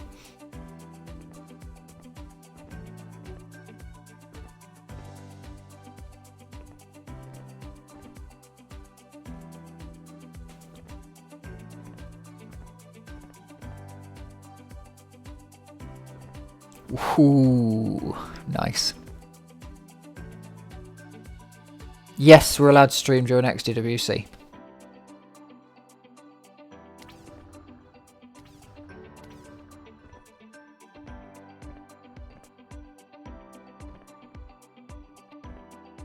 It is in fact heavily encouraged by me that people do stream during XDWC actually.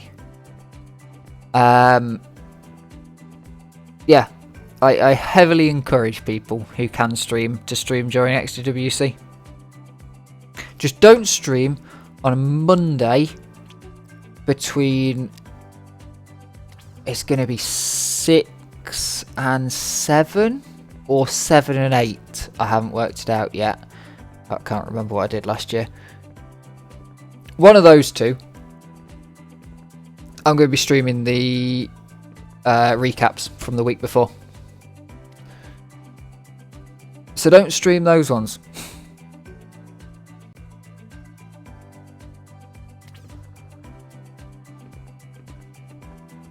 Because I'll be the boring bugger talking about the map from last week.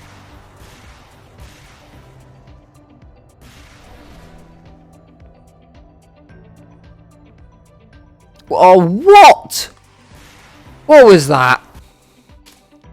Riffo? Are you really going to let your record that you had earlier be beaten by a guy who forgets to wall strafe and then doesn't fall down the hole at all?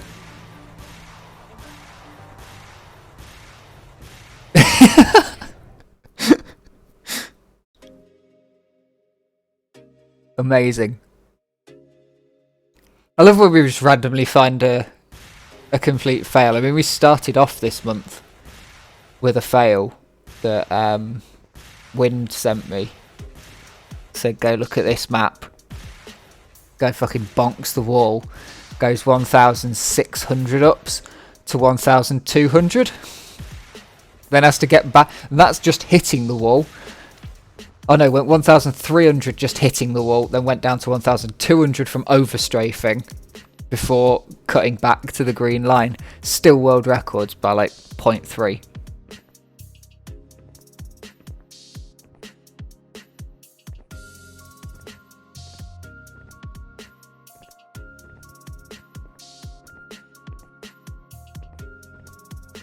You want to land as far back as you can.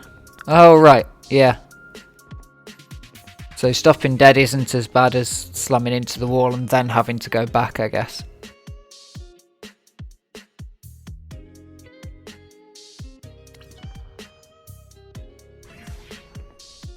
You injured or something, J-Hype? Or are you just taking a break before the mad rush of XDWC or something?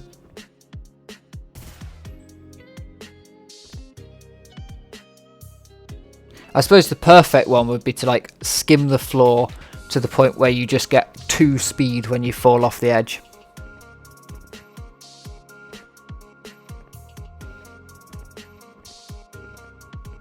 From the like skidding kind of motion. Alright, real life bullshit. Fair play.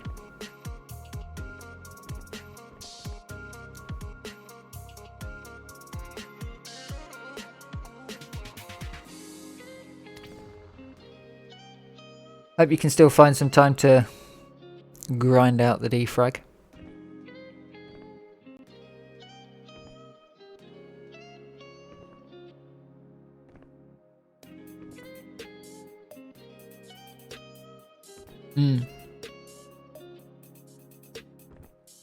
I'm going to try and full ass XDWC, but we'll see. The thing is, I know that once I'm into it, I'll be able to, like, I'll just be upset with myself for not putting as much effort as I can into it, you know? It's one of those things. I'm always happy, I know when I've gone hard. Like, I can put as long as I put as much as I can into something, I can always look back and go, okay, yeah, that was a real reason, not just a bullshit made up excuse. I have to look back after, mind. And then I can be pissed at myself for making up an excuse midway through. I'm still a little bit annoyed at myself for 2018. I played map 3 the other day from 2018, and I know why I couldn't finish it. I completely understand why I couldn't finish it, but I know that I wouldn't have asked how the fuck you do a circle jump. It's like, but I can finish B0. How can I not do this? B0 is a piece of piss. And I used to cheat with a rocket launcher.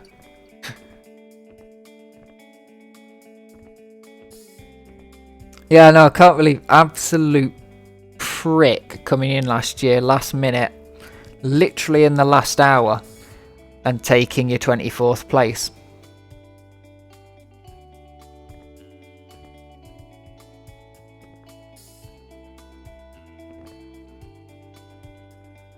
Can't believe it. I'll be shocked if I get better than I did last year, though, in terms of placing. There's just so many good people come in to fill up that kind of both that top 10 position, but also down in that top 20 position, in the top 30. There's quite a lot of people that have either moved up into that position, and I've not moved on enough to kind of take that higher end of the game. The people have moved into my league, and I've not moved on to the next league.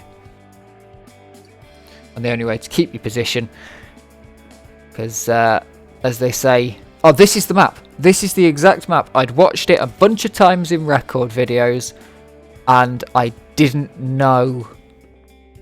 I didn't know about this shortcut, but I still haven't done this shortcut. But but I didn't know about this next room after this one. This is beautiful, though. Didn't know about this. Didn't know that existed.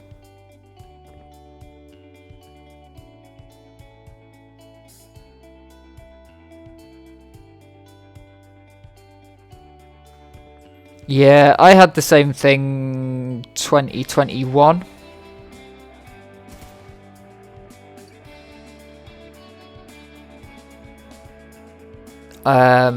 I could have got one higher place and been 29th instead of 30th. And the more annoying thing is in 2021 I was beaten by Nutella Brocken, who missed a map. And that's the most annoying thing. When you look at the results, the guy one place above me is missing a map. And you think, shit. Really? But I got really just couldn't bring myself to grind. That's ridiculous, that is. Let's watch that again. Couldn't bring myself to grind one of the maps, and I know that if it had been map 5 I would have. That's one of the things, Des, like you were saying. That's so clean getting up that pipe. Like you were saying, me coming in at the last minute, it's because you can go as hard as you can.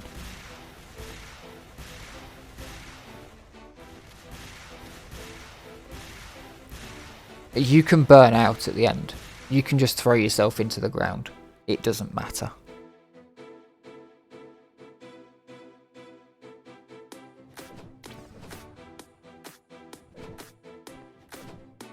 It's super tough to throw yourself into the ground on week 2. You know. That's like you're running a marathon and you decide to just absolutely bury yourself, go max effort for 5 miles between mile 5 and 10.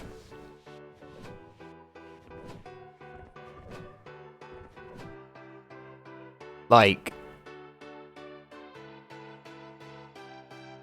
honestly,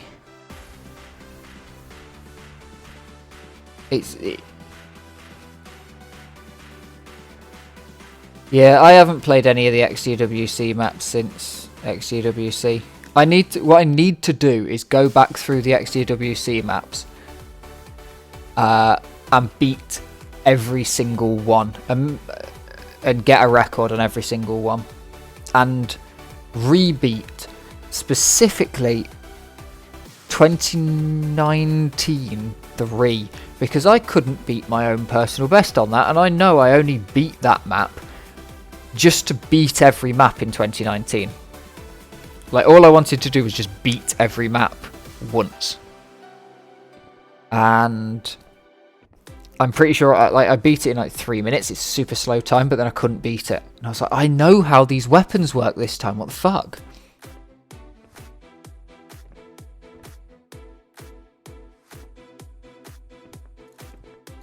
Oh, that 1600. I reckon he just threw his mouse as hard as he could and hoped it came off. Hoped he didn't overslick or something daft like that. Like, I reckon if we had the tools... Clean. I reckon if we had the tools to see, he would purely have, like, perfect on that single bit of slick. That he hit it absolutely as hard as you could. And that wasn't just the reason he got most of the time game. From what I remember, that allowed him to make another route faster.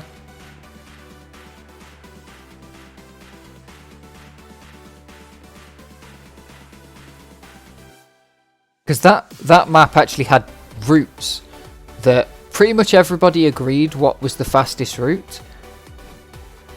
And then we saw the top 20 and we realised that the routes we were talking about weren't the same routes. But everybody, that's the tough thing for me about routes.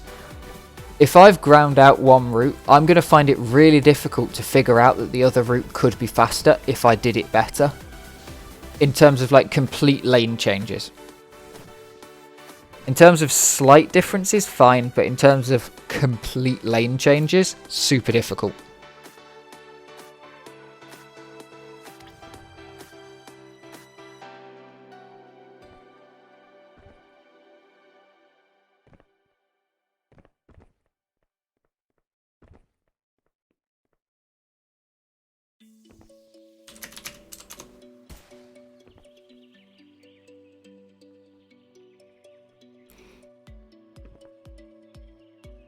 That's super difficult slick map right at the end though.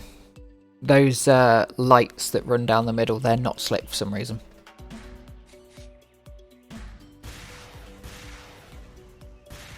So you have to, while going the fastest you're possibly going to go, pretty much at all in Xonotic. You know, you hit like 4,000 ups. And they're not slick. That triple nade's so cool. We saw it, yeah, I saw it earlier, and I was like, wow, is that a triple nade? Go back.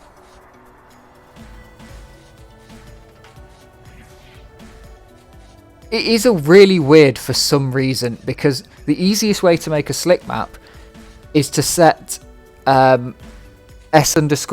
I think it is. Or some. You set friction to 0.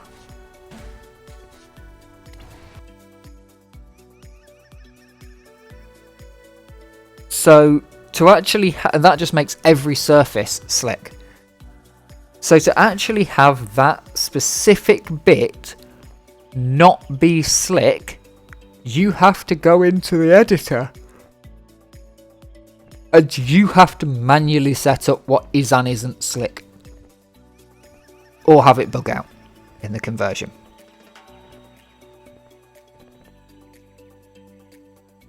But in terms of like those lines, they're specific.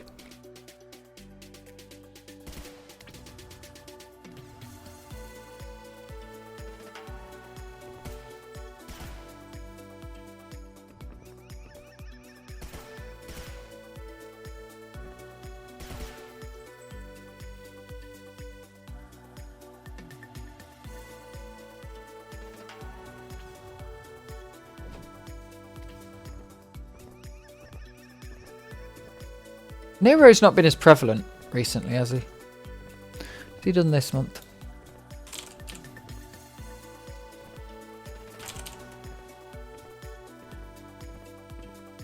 Yeah, not as prevalent as normal, but still a fair few good times on. And usually Nero has times on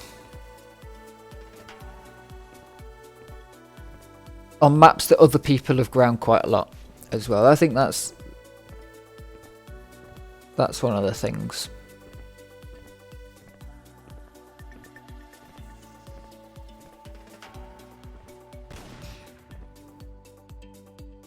I'm going to roll off part 2 here. Yeah, roll on part 3. Is this part 2 or part 3? I think it's part 3. Stuffers Quickie 02.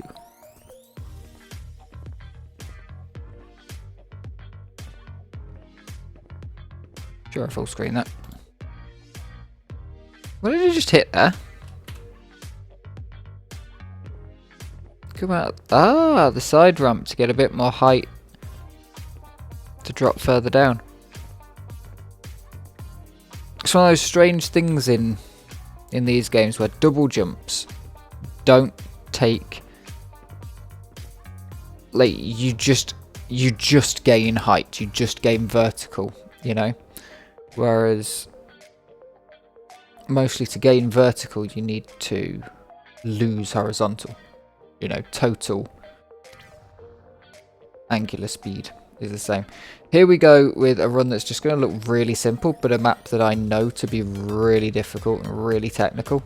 Like making that turn super tight. And he just, you know, makes all these jumps. Every single one of these can be bonked on. It is that classic. The pros make it look easy. Tell you.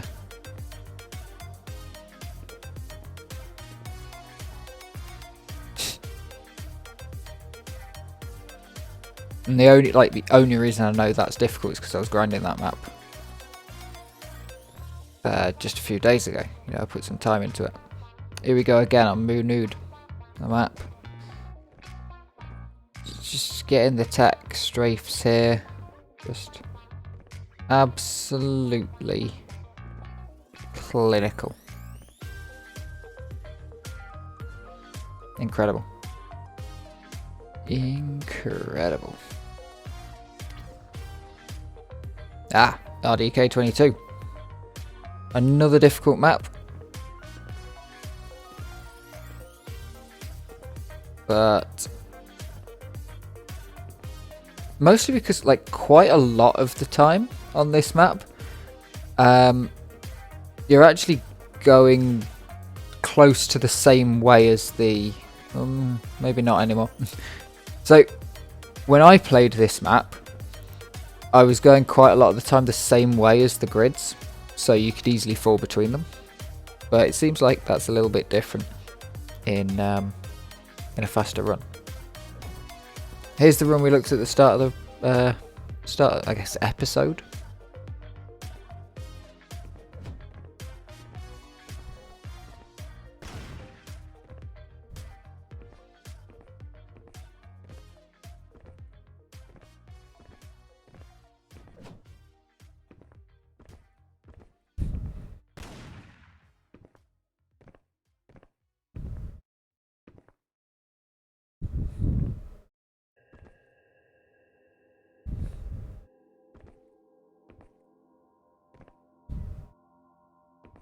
It is impressive.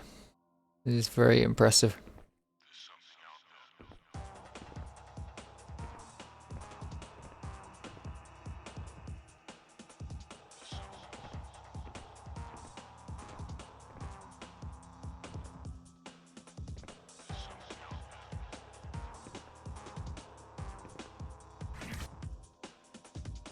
Nice.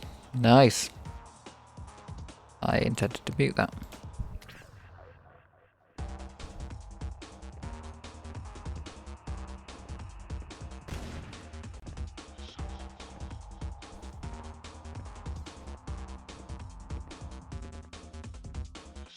You can't sub one. Fuck.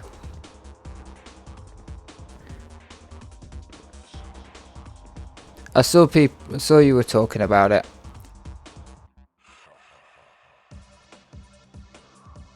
I saw. The last I saw was that people were hopeful. God, that is something that really gets me with Pot Hunter. Being able to do a circle jump both ways is really difficult. It really is. It's like, for anyone who somehow has got this far into this video and not played this game before, it's like doing something with the wrong hand.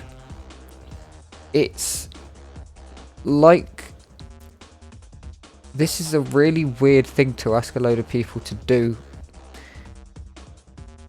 If you stand up and try to spin and just do like a 180 or a 360 by jumping up and just spinning around, you will naturally travel in one direction. And it's exactly the same with circle jumps. Or if you go into a video game and go, I'm going to turn around, you'll naturally either go to the left or to the right. And then that'll be your circle jump direction.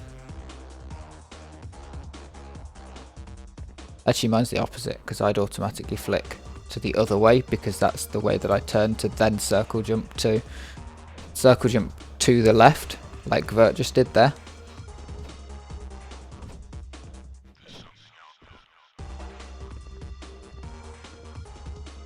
I have literally never thought of flipping my view to match my preferred circle jump side. Ever. You have made certain maps potentially incredibly easy and also potentially incredibly weird when I watch them. Because that would be quite funny. If I do that in like the first XDWC map and then I'm having to watch everybody. It's also potentially, actually thinking about it, that's possibly where, I can't remember what map it was, I think map 3 last year in XDWC. Few people get confused about like left and right on something. It was the slick map, I think, the pink and blue slick Freddy's map, and that may have been part of it if someone had V flipped or H flipped. Yeah, V flipped would be upside down.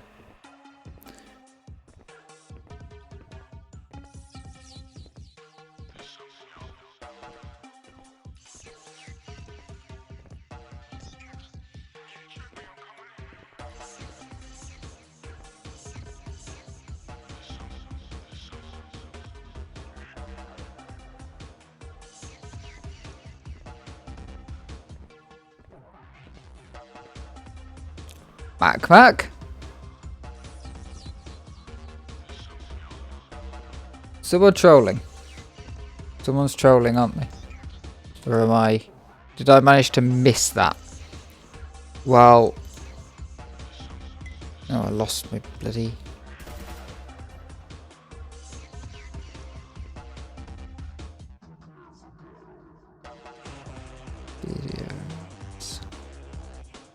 Surely someone is trolling.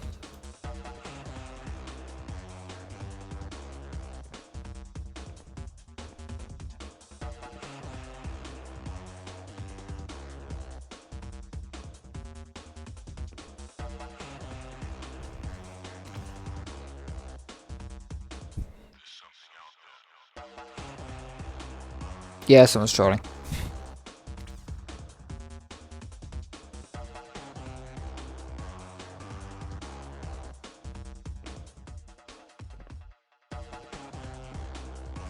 Who's trolling? Actually, I can find out who's trolling.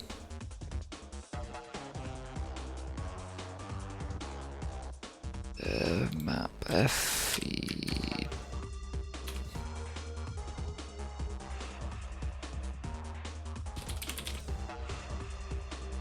Hmm?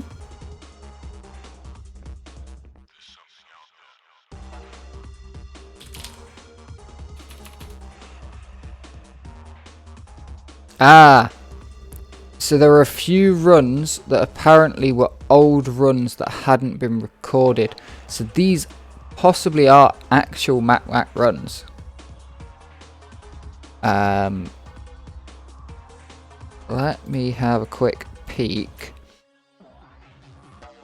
on xdf.gg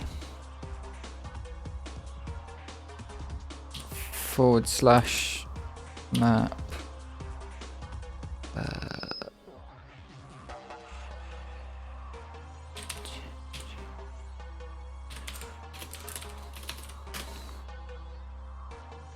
Yeah, so this record's actually from a year ago. From 2021 12/05.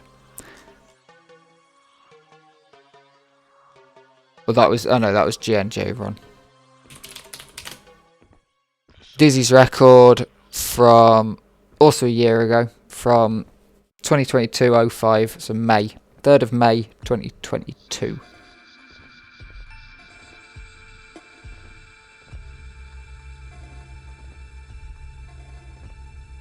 Yeah, I think there were a few records that were spotted to have not had a world record video recorded for them for various whatever reasons.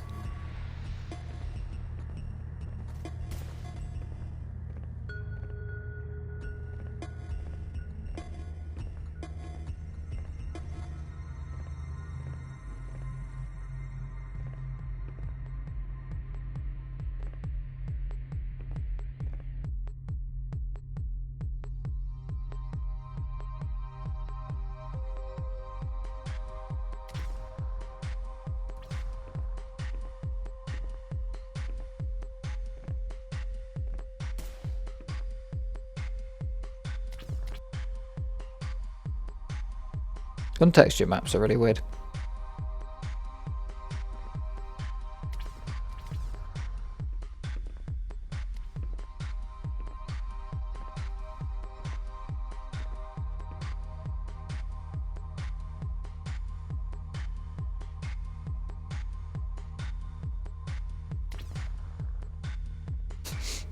I was about to say, is this an intentional drop?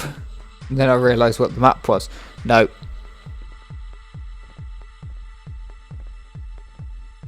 Now we are going to watch this all the way through.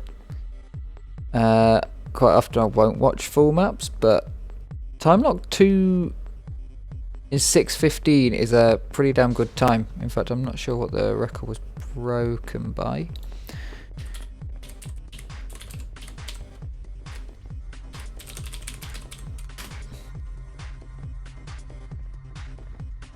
Oh, this one's 7 months old as well, so this one's quite an old record. But it beats second place by 1 minute and 10 seconds. So it's a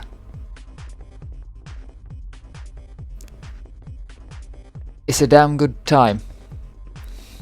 Nobody's even played the map for 7 months. And every time that was set in the first game that it was played has been reset 7 months ago. That's amazing. There were loads of people with the time on it and they all got deleted. Oh no, I think that's just all the times getting deleted actually 7 months ago. Yeah, it's just all of them. But yeah, you got like Happy and Grunt, a 5E and Grunt doing times over an hour. Mooney, Amino doing 30 minutes.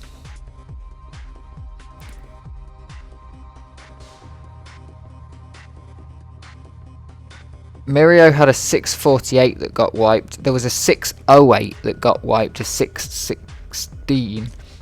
So I think that's probably why it didn't have a video, because the time got wiped. Like there was a faster time that got wiped.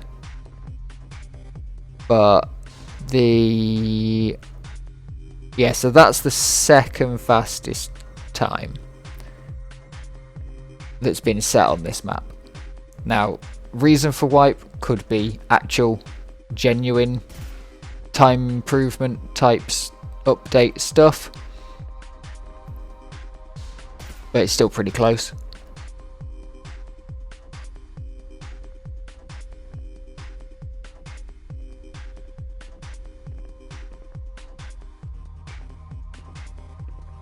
So yeah, this is a very impressive time here.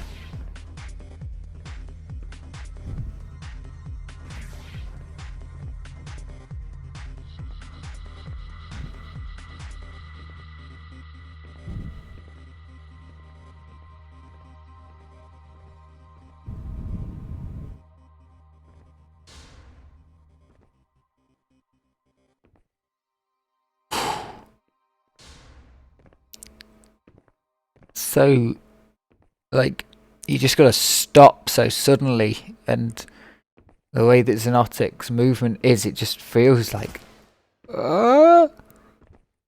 it's so spacey, so floaty, as you can see from trying to drop down that box. Sometimes it's really difficult. Precise parkour in this game is certainly not one of the strong points of the movement. It is a game where movement feels tight. Only, yeah, here you go. Like the step up, the floatiness of it. Movement feels tight over a certain speed. Once you're over a certain speed, I'd say probably like 500 ups, movement feels super tight. Until then, it's a bit wishy-washy, a bit floaty.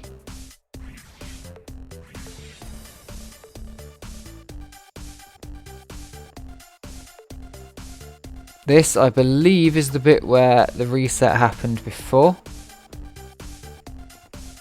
Somewhere in this room will have been the fall down.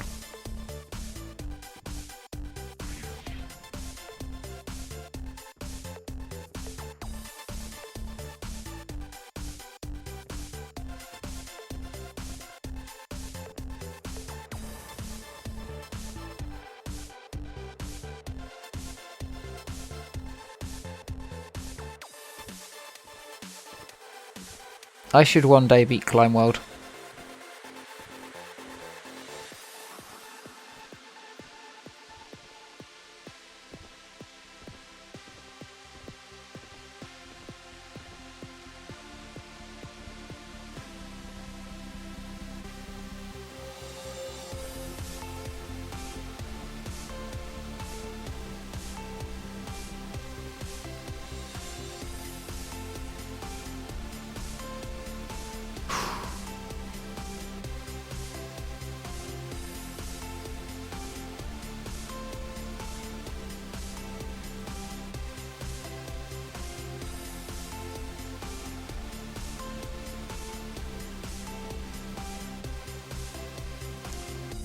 Like, here's exactly what I mean. Like, the movement, Clasp's actually just not pressing any buttons, if you notice. Just letting, you know, 164 speed, okay, that's going to do me. 189, if that's going between each block, that'll do me. And not letting the game accelerate any faster.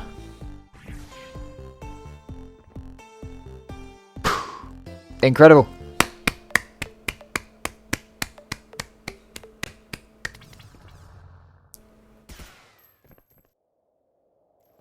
Incredible time, incredible time.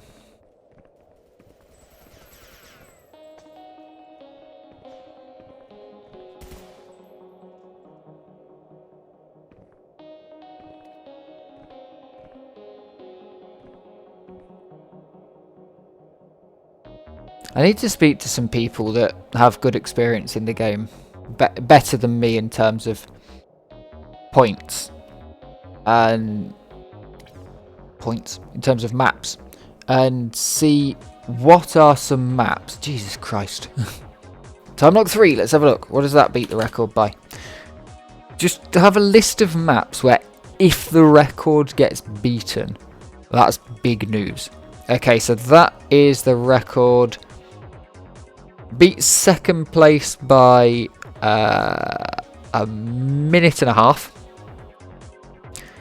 However, it would be, if you include all the deleted times, it would be 533. It'd be fourth. It'd be fourth if you include all the deleted times.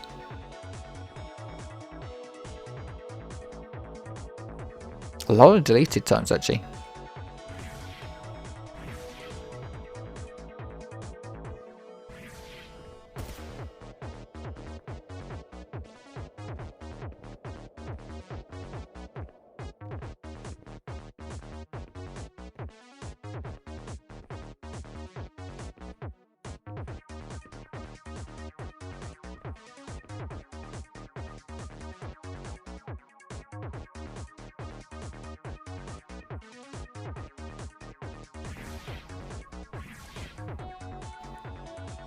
Yeah, just figuring out which maps have like really good times, and that every record is worth watching, sort of thing.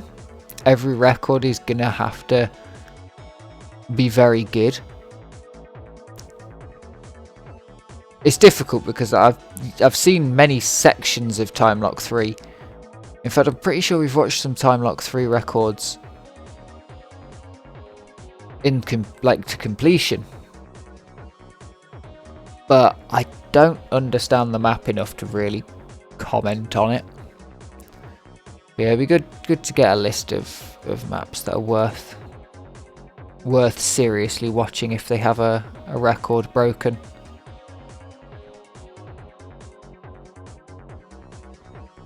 Because like I say, I will just put them at the start. I'll put them at the start, I'll make sure to watch them. If I know there's something to look out for, I'll probably be able to spot it.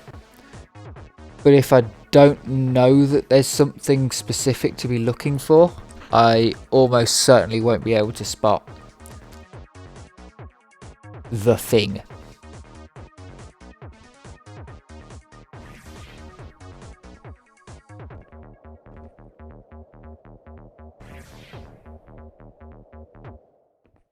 And it gives, like, the start of the video something to grab people in, make them watch, and then they can go after that. Like, I'm going to timestamp that thing at the start of this video. I'm going to say, look, here's the timestamp, here's what you may have come for.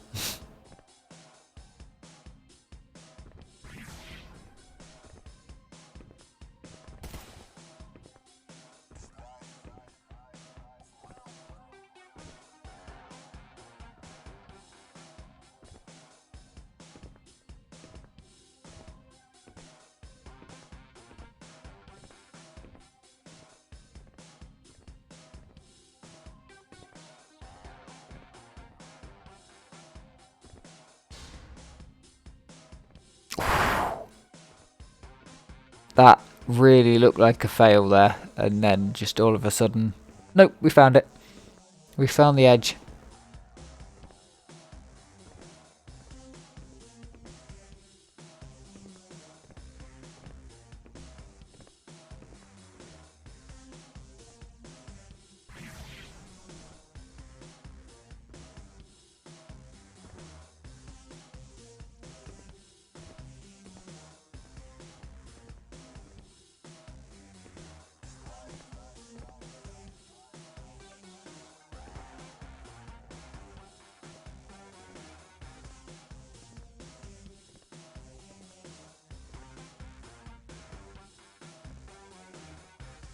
Something I have noticed, the best players in any game, because I was watching some Counter-Strike stuff earlier, then I watched a little bit of a frag movie from Quake Live.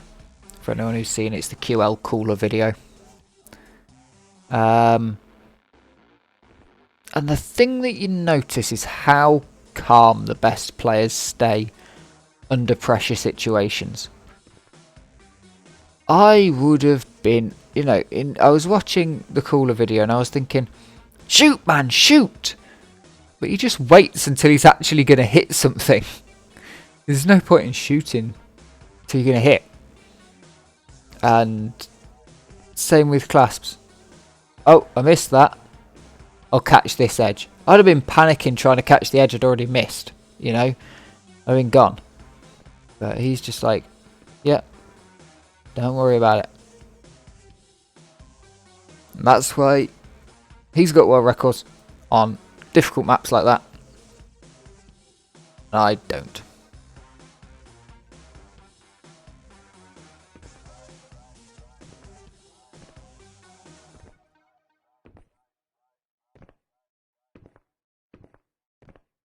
This will be another not old rerunner. Oh, interesting. We have the score showing in the bottom corner now, or at least a predecessor to the score. If you don't.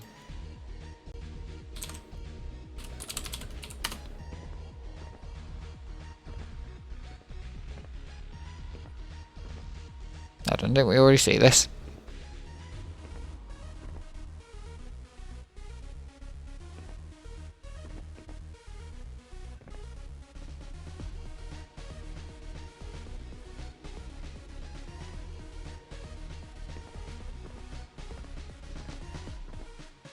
Okay, we can skip a few here. They got duplicated. That one looks new. Yeah. Yeah, I think it's... A lot of it definitely would be experience. Interesting that they had some with score there. I know that Morrow was looking at getting the score on, and also colours. Which, colours kind of got put on a back burner after the blockies disappeared, but when the blockies were in, it was definitely a thing we wanted. Come on, full screen it.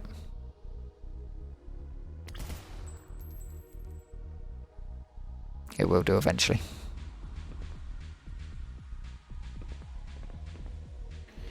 But yeah, it's definitely has got a lot to do with experience. And just knowing to trust in things. Like I know from riding a bike, there's a lot of people will just freak out if they think they might be going into a corner and just slam on the brakes. Even though that's like kind of the worst thing you can do. Because then you're using grip on braking instead of turning the corner. Whereas I'll just be like, nah, I'm just going to cruise around this. Just put my weight on my tyres. Yeah. Yeah. I suppose, yeah. Oh, fuck off.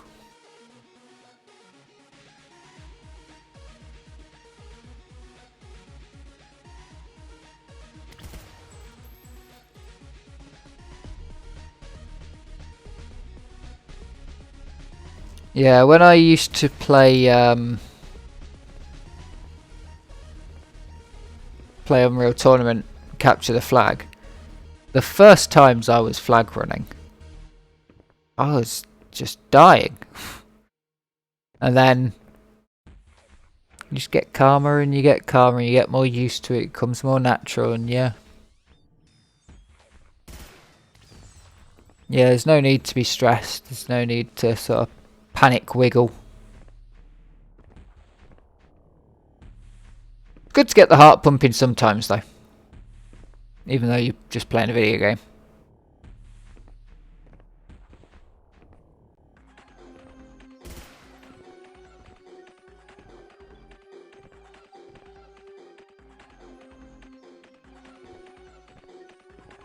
I definitely think, because I now have an actual proper world record, or fastest known time, effectively as good as a site record on this. I have a real life speedrun cycling record up a local climb, off-road climb near me that I got today. I did not think I'd got it once I got to the top.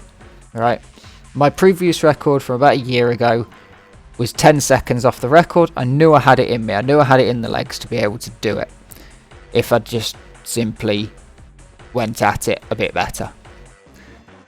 And so I gave all my kit to my dad.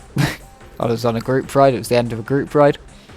I was like, Dad, I'm going to lump you with all of the slightly heavy things like my coat and my water bottle.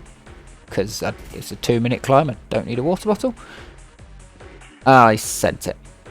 I did not think I had got that record, because so you go downhill on a bit of a gravelly road, then you go properly off-road when you hit the uphill. About a quarter of the way into the uphill, maybe a third to half the way of the whole section, big sodding mud. Wasn't prepared for it, very slow. You can actually see on my speedo where it goes down and then back up each time I hit the 2 sections of mud that were there, that I had to sort of avoid, stop pedaling, technically get around, and yet I still tied the record. I'm now tied with 2 other people. Annoyingly, that does mean at some point I might have to wait till next year unless we get some really good weather. We're supposed to get quite good weather over the next week, so it's probably worth going back next week, because at the minute I'm in good form for that sort of stuff. But we'll see. But yeah, I do think that part of it was just 360 into the finish, you know. Yeah, I do think that part of it was probably the fact that I was calm. And just kind of think I'd already kind of given up on it, but I was like, oh, I'll just go hard, put the effort in, because unlike Xonotic, you can't just put in 100 efforts in an hour. That was an effort, and I might as well get the practice in from it. I also hadn't let my tyres down, they were still rock hard for road riding. Which may have helped, may not have. I really... I know that my previous record was on little. Yeah, your new standards are once your limits, like you say, yeah. And every time you break your record, you only push the limit further and further away. I mean, look at this record, the last... look, 0.47 behind PB. 0.37 behind PB. So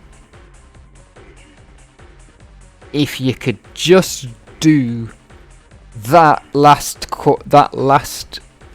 checkpoint with the other start, half a second.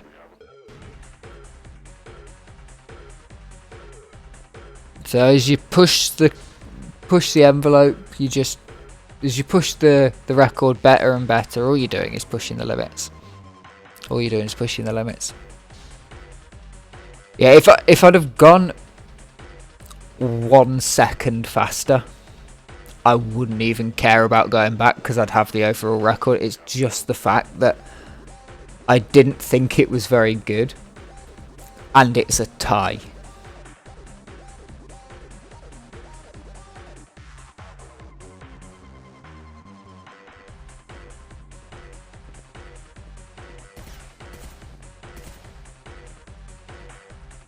Oh, I don't like this map because it's got weird sections of slick that aren't really marked as being slick. You just have to kind of remember where they finish, because that first section of slick just doesn't really line up with anything particularly. You just have to kind of remember.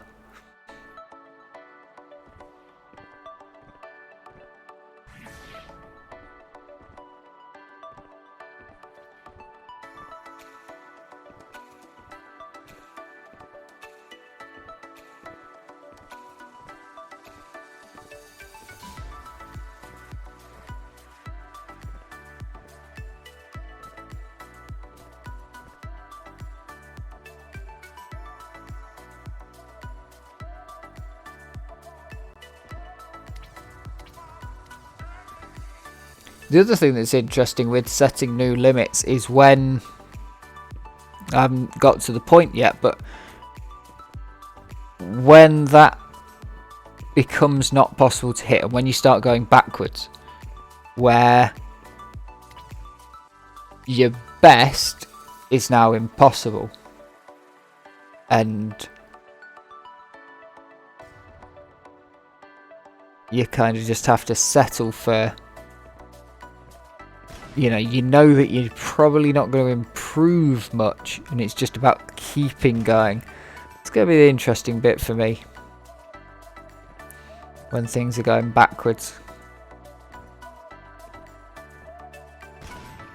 because that's when it might come to a point where I'm looking at it and going, well, as long as I'm within 10 seconds, and then next year I'll be within 20 seconds, and next year I'm within 30 seconds. I'm only losing that much a year, depending on how long the section is, obviously.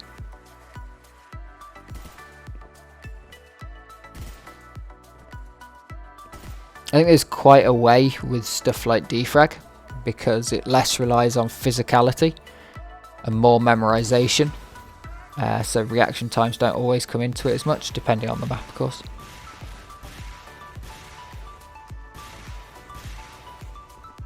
But cycling, definitely. Like there's not a lot of people talk about. A lot of people talk about, oh, I started riding, I started really training and racing after 50, and then they get fitter and fitter and fitter.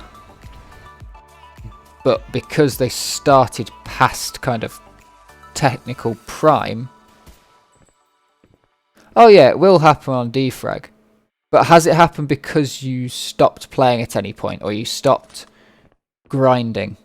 You know, you stopped pushing yourself, and that you could potentially get back up to that level if you put, you know, because yeah, there's plenty of people talking about, I used to be a professional, you know, Olympics level world professional cyclist or runner or triathlete or whatever, and now I'm not training 40 hours a week and eating perfectly, you know, I'm just kind of just doing whatever, doing coaching, decent you know, incredibly good shape, but amateur shape. And those time, you know, they talk about, oh yeah, my time's coming down, and then stabilizing in a new field of amateur racing, top of the lane of amateur racing. But then their times will come down, and nobody really has this sort of, I was an amateur my whole life and all I did was amateur and I've got, you know, rankings. No one really talks about that, because I don't think there's very many people who do something for that long, you know,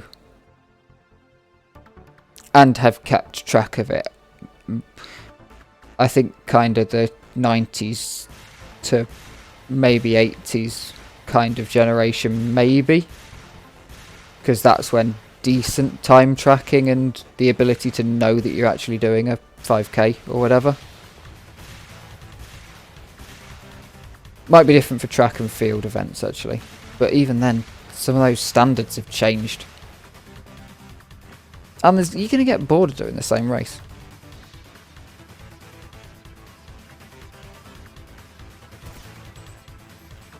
Although no one gets bored of a 10-mile time trial, they just change courses. But then even then your course is different. And it's like saying, oh yeah, this track's 200,000 units. Yeah. Yeah. Yeah, you kind of, if you hit that certain point where getting better requires too much effort, you let it go slowly. You either are a professional and you don't let it go, or it kind of naturally goes, or yeah, it goes slowly, and by that point you're not too fussed, or you choose to pursue different things. You know, thinking about it, like exactly what I was saying about the people who were, like we haven't seen people who've done a lifetime of something at an amateur level, like a lifetime of 10-mile time trials, then comparing themselves now and showing how much they've lost. Actually, I do know of one guy, I can't think of who it is, but they did pretty much a lifetime of, like, up till 55 or so of 10-mile time trials, and then started doing 12-hour and 24-hour racing and time trials. Completely different discipline. So new set of goals to look at, new set of everything. At which point, it's also something where you don't do enough events in a year. Like, you can do a 10-mile time trial every weekend. You can do 3 a week in some places in the country. If you're in the right place in this country, in the UK, 10-mile time trial cycling scene is the crack. It's like a 5k for cycling, is the 10 mile, 16 kilometres.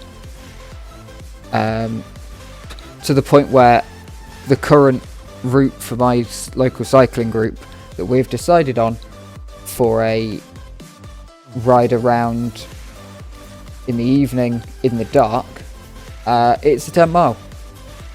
Because the 10 mile is that baked into UK cycling culture. But, oh, that's beautiful. But 10 miles is, it's like a 5k, it's about the same amount of time. You can probably crack one out. I mean, I can crack out a 10 mile in just over half an hour. I can crack out a 5k in, like, I can do one in under 20 minutes. My only official, like, GPS tracked time is longer because I had to climb over stiles because I got bored of running ever on roads again. Like, do you know what? Every time I've run on roads, I've been bored.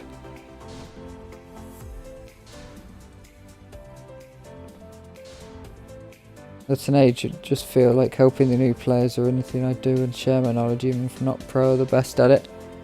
Yeah, I mean, helping new players is definitely a good thing, and the maps you make are really good, and you are still one of the best by proof of you still having records and being able to take records on your own maps.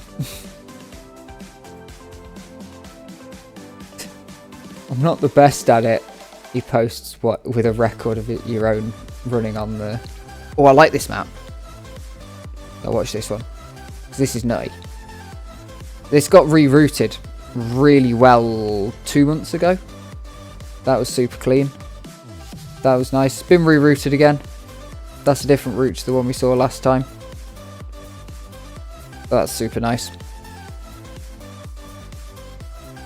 Yeah, helping new players is the same reason I think a lot of professional sports people go into coaching. And it's a weird one. The amount of people say, "Oh, this isn't like a sport." Hold on. So that was slick. Okay. So that's not slick. Okay. So this bit isn't slick. But after this, so this is all slick. Why jump? Why not just stay on the ground, look backwards, and shoot the wall? And just slick along. Because you're not strafing at that point. You're not hitting any decent strafe percent.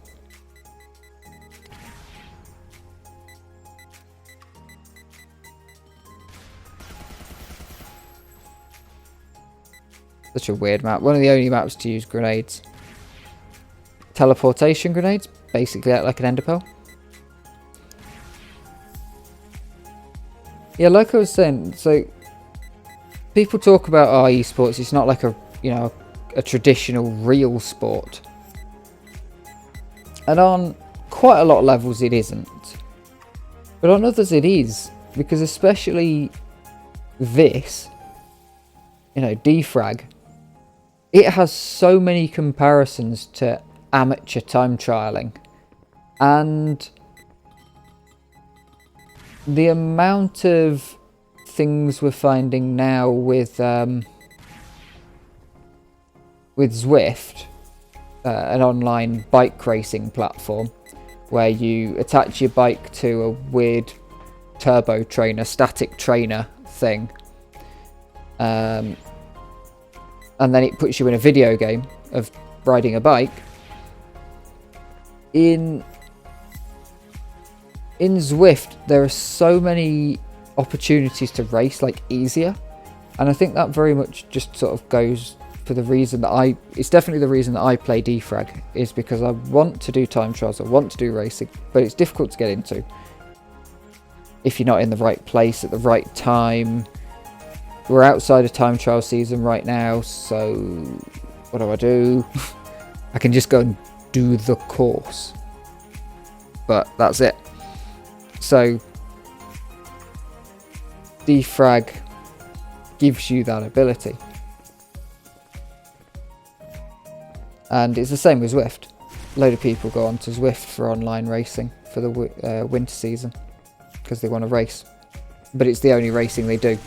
Which gives this weird, really weird section where most people used to race cyclocross, a winter sport, where you race a bike in a muddy field. You used to do that in the winter. Now a lot of people do Zwifting. And Zwifting is the exact opposite of cyclocross. Cyclocross is super explosive, short sprints, short bursts, absolute max effort. Whereas turbo trainer racing is just super consistent. Like, because you're not actually moving, you just kind of keep going. Like plop, plop, plop, plop, plop, plop, plop.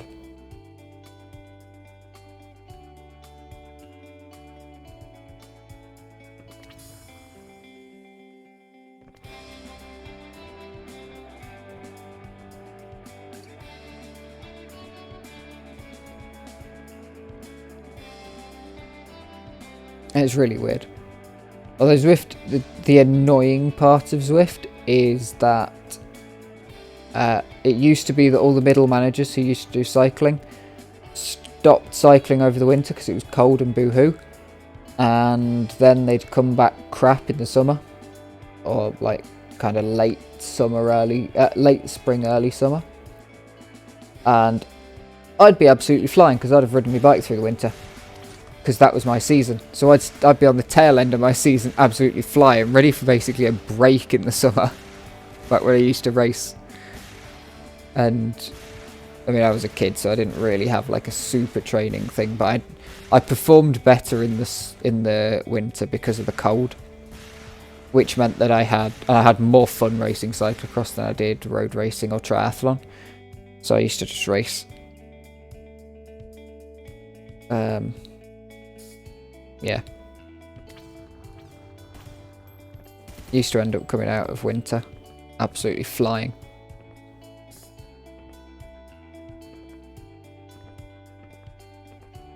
And now I'm just kind of mediocre all year round. And then it depends what I'm doing. And I change what I'm doing, so I accidentally train myself to be really good at sprinting. Or like this year. Start of the year, kind of spring to summer, I was doing a lot longer rides. I accidentally trained myself to be good at like 80-kilometer rides, just because that's how it ended up being.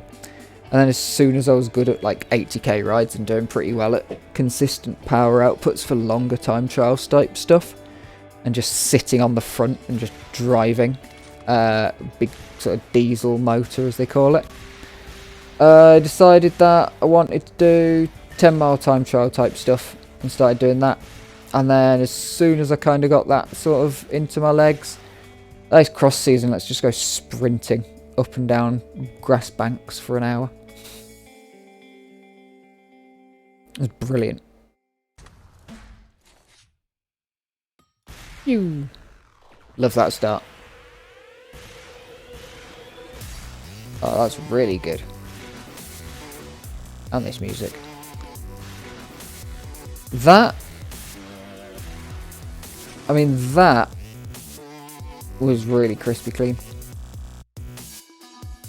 It really, really was. Hey, this looks like a CS map. Or maybe Half-Life.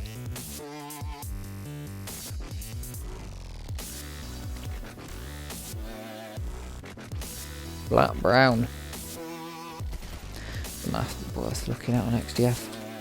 XDF.gg. Oops. GG slash.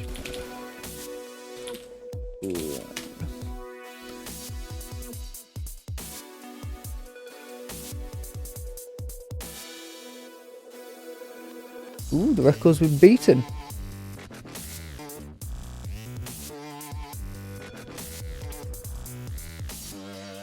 Hey, who set that record? The last one on Cool Brown. You're a Procty. And that was a 12:06. Okay, so that was that one. Okay, apparently that record was set in August. That last one we just saw. So yeah, there's a few records I think that have come through from other months, because we've got 304 videos, but I have only got 288 records, of which some of those aren't going to have videos made for them because they were beaten 4 times. 196 unique maps, so we should have at least 196 videos. But like straight away I've got one here that's got 3 records on WoW Storm. This is right at the start of the month, so we've already watched all these records. Well, we've only watched one record because they were all set within 5 hours of each other. Whereas that DM21 that we saw might have actually been that record, but it was at the start of the month. So yeah, they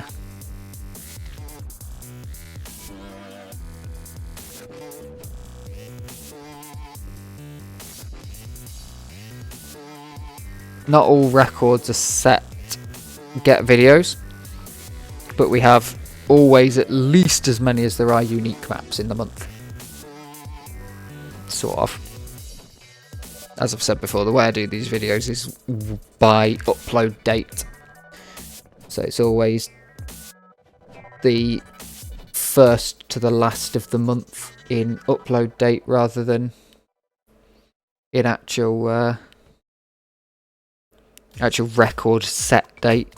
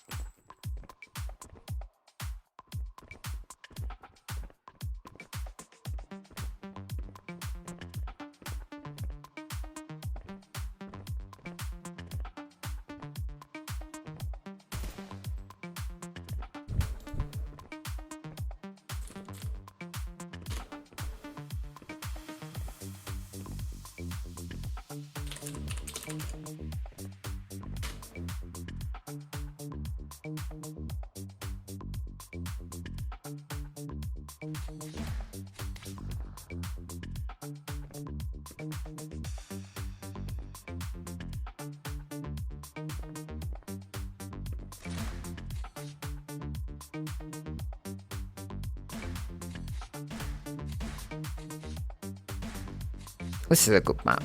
This is a much better map in Quake 3, where weapon ammo is limited, but it's still a good map.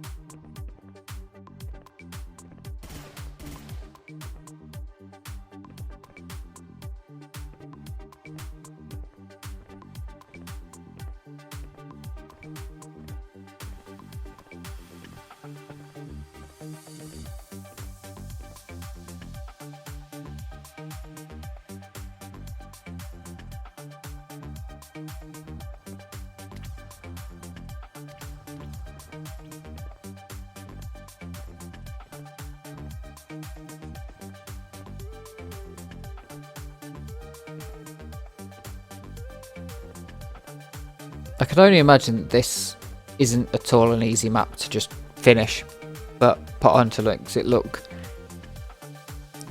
just easy.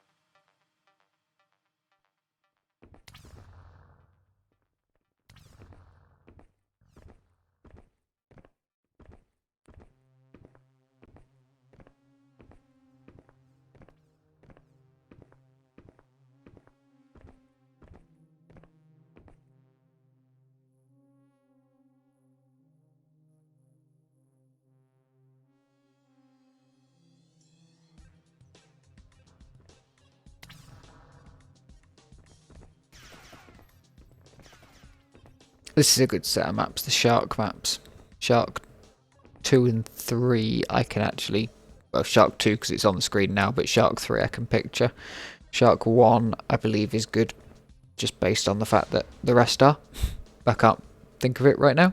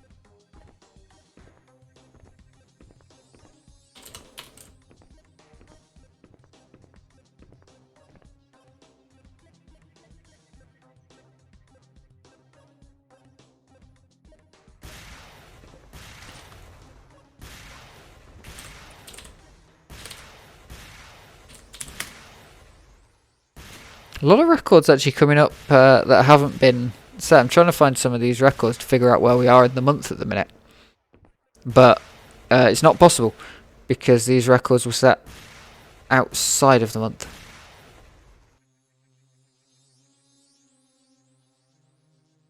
Either that or I've got some dodgy data. Dun, dun, dun.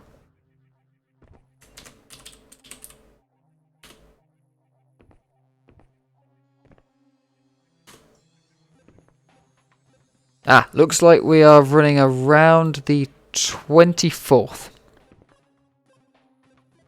Yeah, definitely. So we're on the 24th at the minute.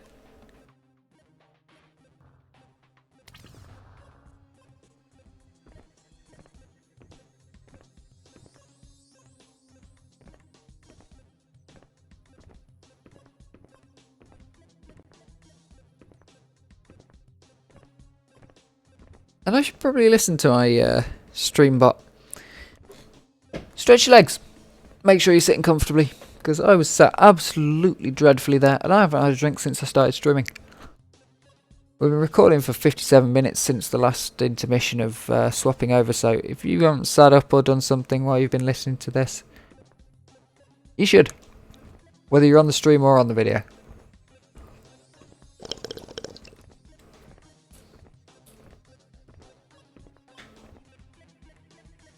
Get yourself a drink.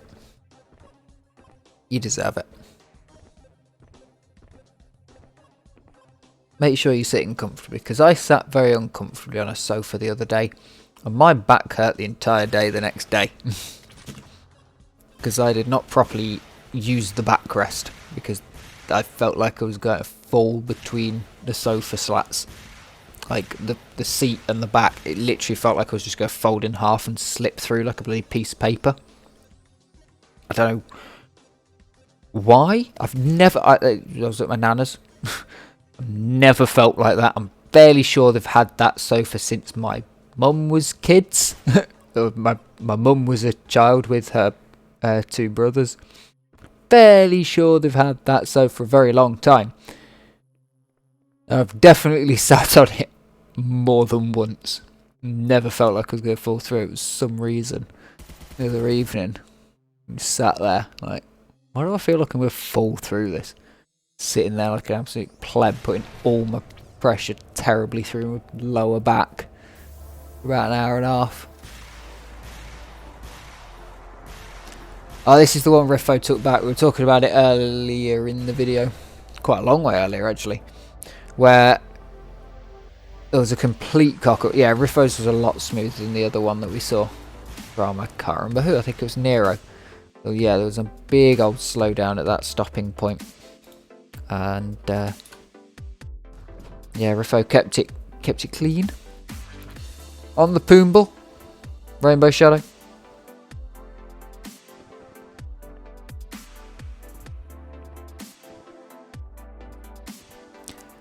This is such a tricky map. This is such a tricky map that Rainbow's going to make look like a piece of piss.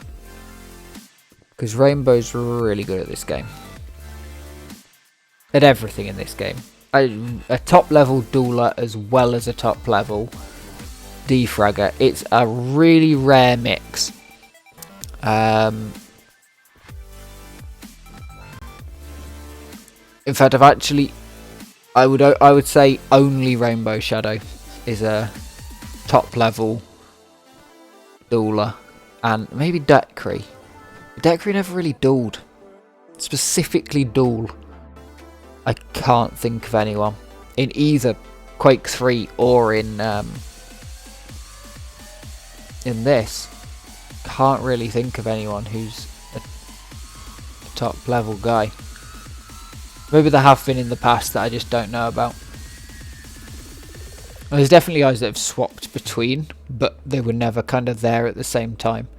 Whereas Rainbow won a tournament and then came top 5 or whatever in XDWC. Here's that incredible Des run on Cool Egypt. Tricky map to begin with. trying to get through, get that double jump to make sure that you cross there without losing too much speed or just bonking. And then just whoop, and you're up and you're in. Absolutely beautiful. Long map up next, R7 Lex, 22 minutes. Okay, I think we're going to have to skip through this R7 Lex map. Because 22 minutes is a bit long. Unless, how long have we got left? We've got 24 videos left to go. We're going to unfortunately have to skip through, but what we are going to do is we're going to take a look. XDF.gg/map R7. Hopefully I did that right. So I drop that in there, that fits. Yep, lovely. So there's your records. Pretty good times. We don't have any deleted. No deleted records. 5 with over an hour. You know, you can tell this map's difficult because you've got Banano, almost an hour. All these records. Coming down, coming down. That is a damn good time. It's out on the 29th. So, yeah. And got the speed record. Not bad. Not bad. Previous speed record. Yeah. Not bad. So we will have to skip through this. I don't know this map. This is kind of the problem. I know none of the difficult maps, so I can't go, oh yeah, so like about halfway through we should be able to find a tricky section. But let's watch this bit, because this bit looks pretty damn difficult. It's a cool way to get back up, actually.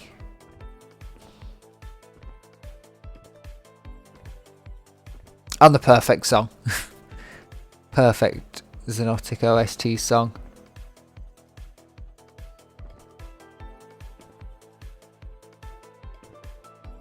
You just can't see that block. Maybe he's better in game than crusty old through the YouTube, but one colour blocks. That's it.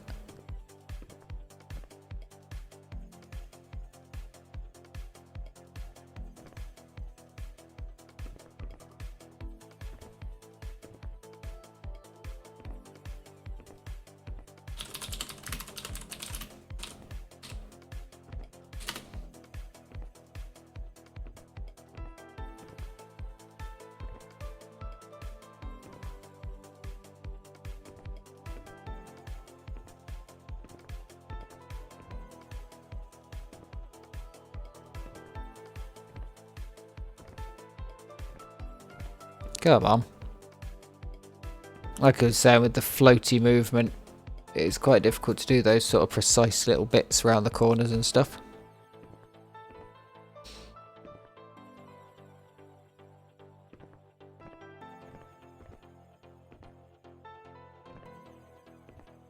It's interesting, actually, saying what we were saying earlier. So if we look at these times,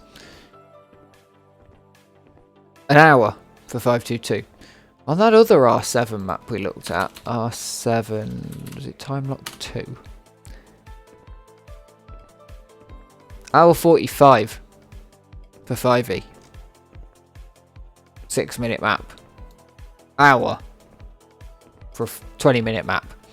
Sometimes the maps that are harder to complete fast, or the longer maps, the actual longer maps, are the ones that are easier to complete in general, so you get less disparity in time. Either that or 5e's run's pretty good. And the other one was dog shit.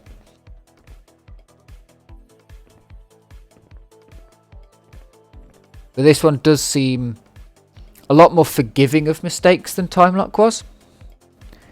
Like, you can make a mistake and you don't lose so much time, whereas Time Lock looked like there are many places in that Time Lock that you could lose 2 minutes, 3 minutes. Each time you failed, you know. You had a 2-minute section that wasn't too difficult until you got to a section that was. There is absolutely no way I would have figured out to go and fall down there. Although potentially, I suppose there would have been a checkpoint on it. So it probably would have made sense. We can't see checkpoints here because it looks cleaner without them. Especially on maps like this where in spectator view you can see every checkpoint.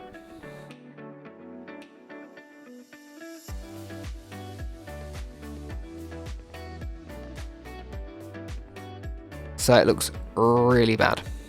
Really cluttered.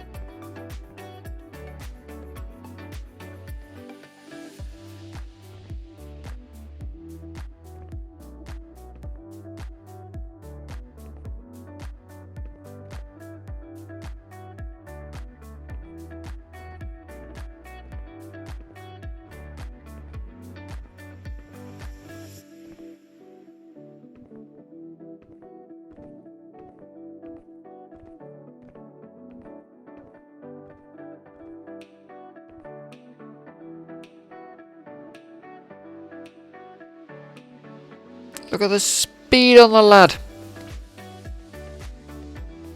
Beautiful run. Beautiful, beautiful run. Bloody hell. We've got long maps this week.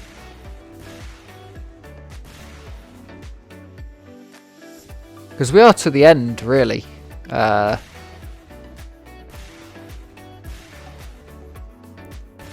This is the last week of the month, yeah, the 25th. This record was set.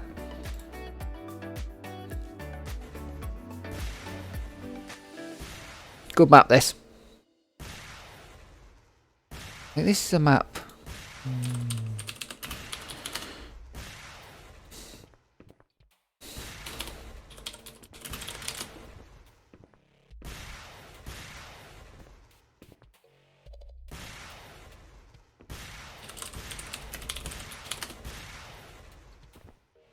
Oh no, it's Bug 100, not Rat 100.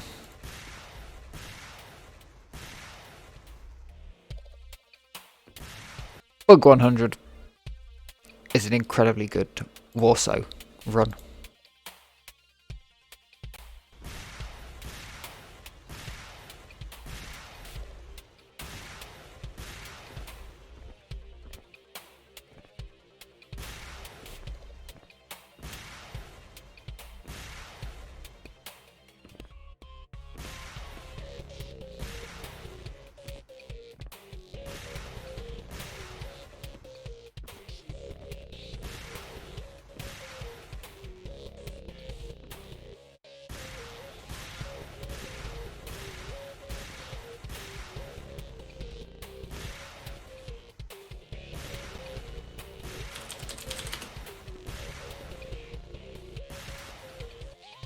That was a pretty nice section.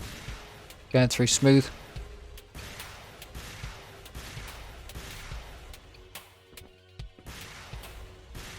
Whoops. It's got to be difficult to remember all these corners on these like longer tracks. Because I know I forget corners on minute long tracks quite often.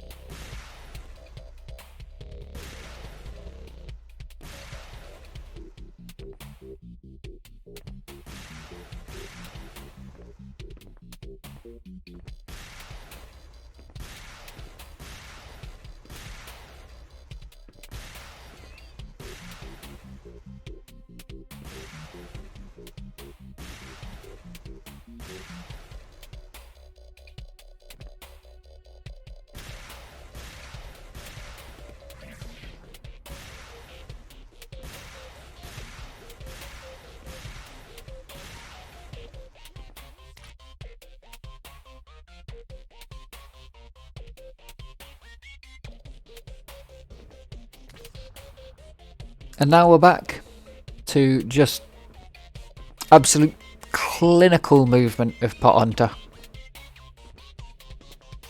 So that was a bit silent there. Randomly decided to look up how Warforg's doing.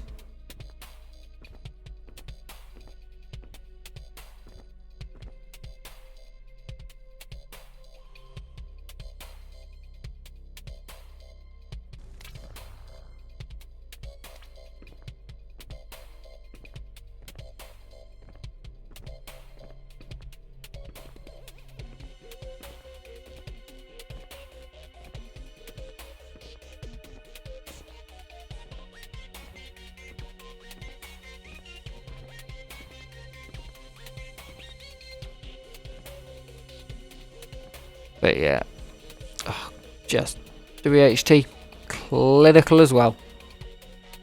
Beautiful movement. Beautiful, beautiful movement. Movement.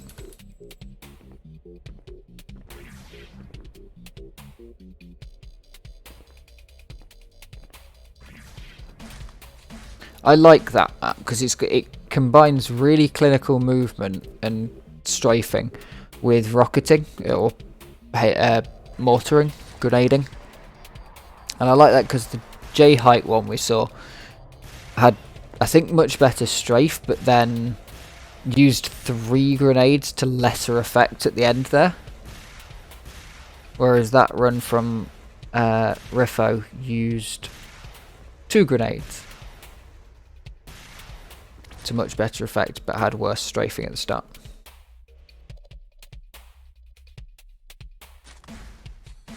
Got a big long list of Riffo records right now. Absolute tear on the 26th. Every record, in fact, on the 26th was Riffo. So Riffo just smashing through. 5.01. Let's see where we can get this one to sub 5 seconds.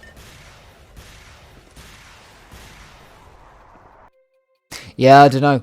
I think the only possible thing that you could do there is just hit each rocket a bit clean. What the fuck? Did I just miss that record?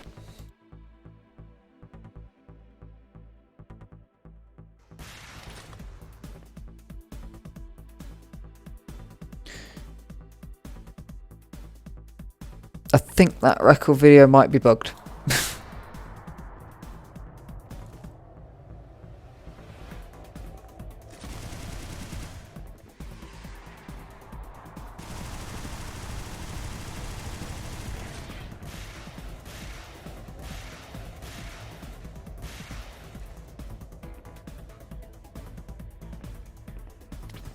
Nice.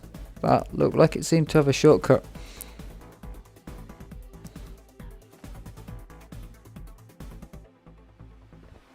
This run intended to be a PGB, but they don't exist in Zod, so you just have to be able to hey-go like that.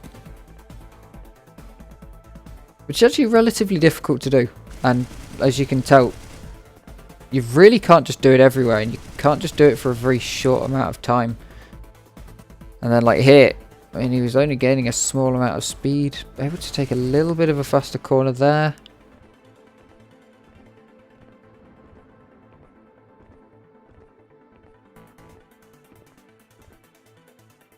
Yeah. So it seemed like once you hit 2,200, 300, just nothing you could do. Vert back to take Z Pillar 1. To reclaim what is rightfully his. From whoever had it before. I think Zad had it.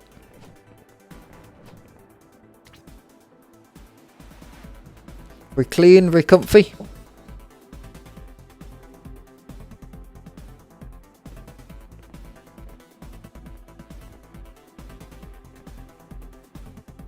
Oh, that Rat 100 actually went back and forth a little bit. Looking at the records here. An R7 Lex got dropped.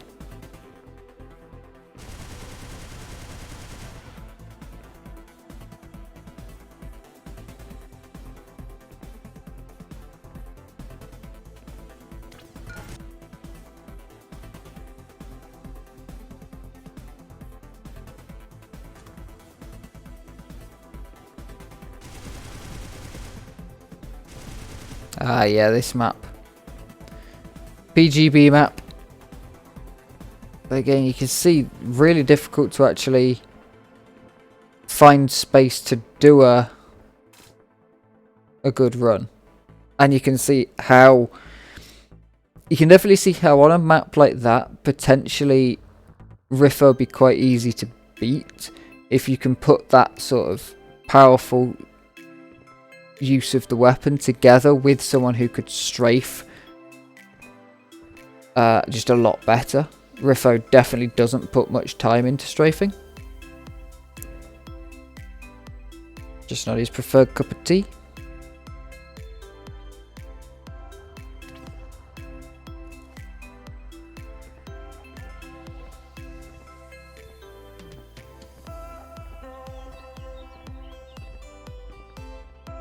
These movements just look bot-like when you watch them.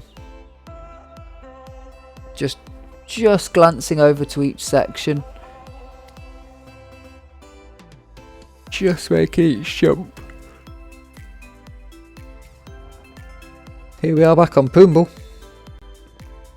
So quite a few tracks actually. I mean, yeah, I suppose quite a few tracks will have multiple records. If we've got 288 total records and 196 unique maps, and we got 90 odd repeats, which, I mean, percentage wise that's a third, but still nobody dropping down there.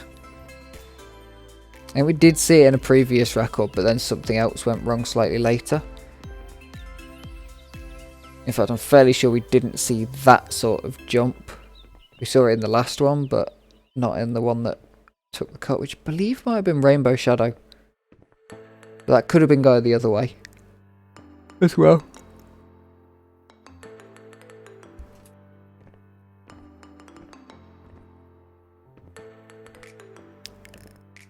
Elbmoop is the map that goes backwards. I really like this texturing, especially that roof piece, the venti type stuff that was on the roof there. Don't know what it is about it. Just really like that style for a lot of maps.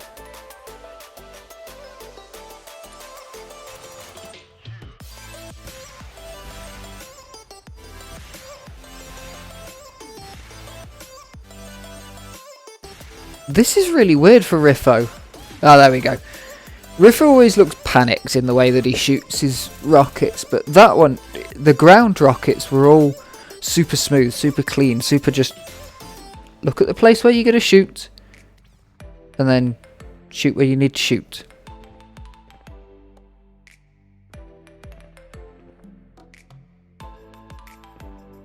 Ooh, we've skipped a Bug 73 backwards record from Riffo there, because it was beaten the following day. 24 hours of records have to stand to be recorded as a video.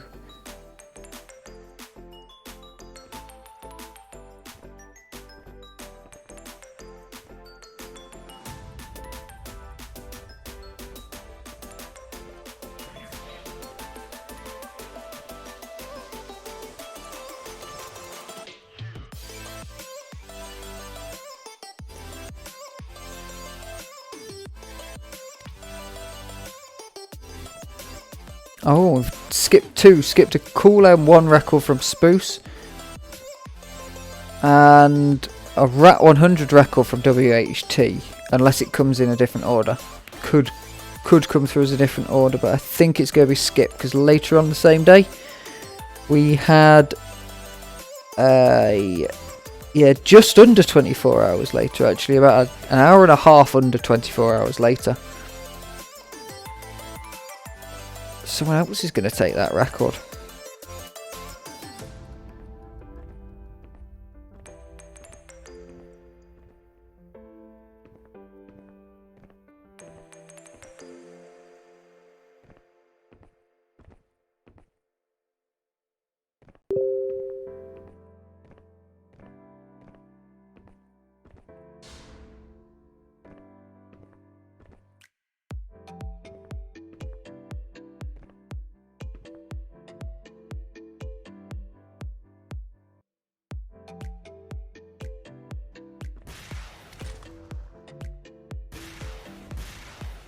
Oh, there we go.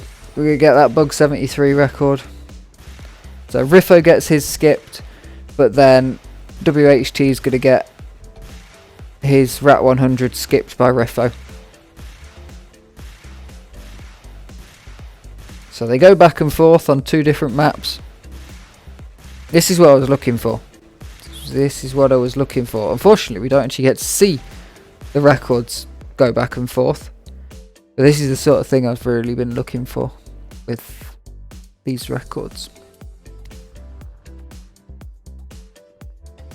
Oh, now we get the Spruce Cool M1. Yeah, sometimes records are uploaded in a different order to the order that they're actually listed in.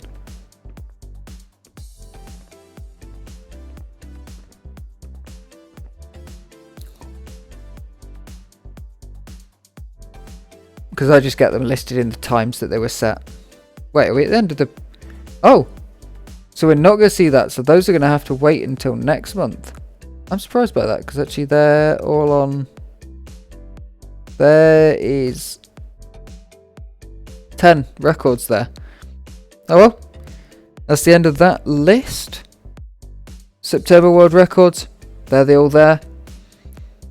We're going into XDWC now. We have, yeah, as I record this bit on 7th of October. So, yeah, 7th of October. Yeah, 7th of October. I was confused by the whole fact that it's the 10th month, but Oct is 8. Yeah. So, thank you very much for watching. If you're still watching at this point, send me the records that you think I should watch next month. XDWC obviously going to be on, so if you are still watching here, you're probably going to be playing it. I'm going to be streaming the things. Yeah. Thank you very much for watching. If you watched all the way through, hope you enjoyed, and I will see you in the next month, where we may not have too many records, but hopefully I can get through it pretty soon after XDWC has ended. Most likely. October is my burnout month this year, especially. Thank you very much for watching again. See you next time.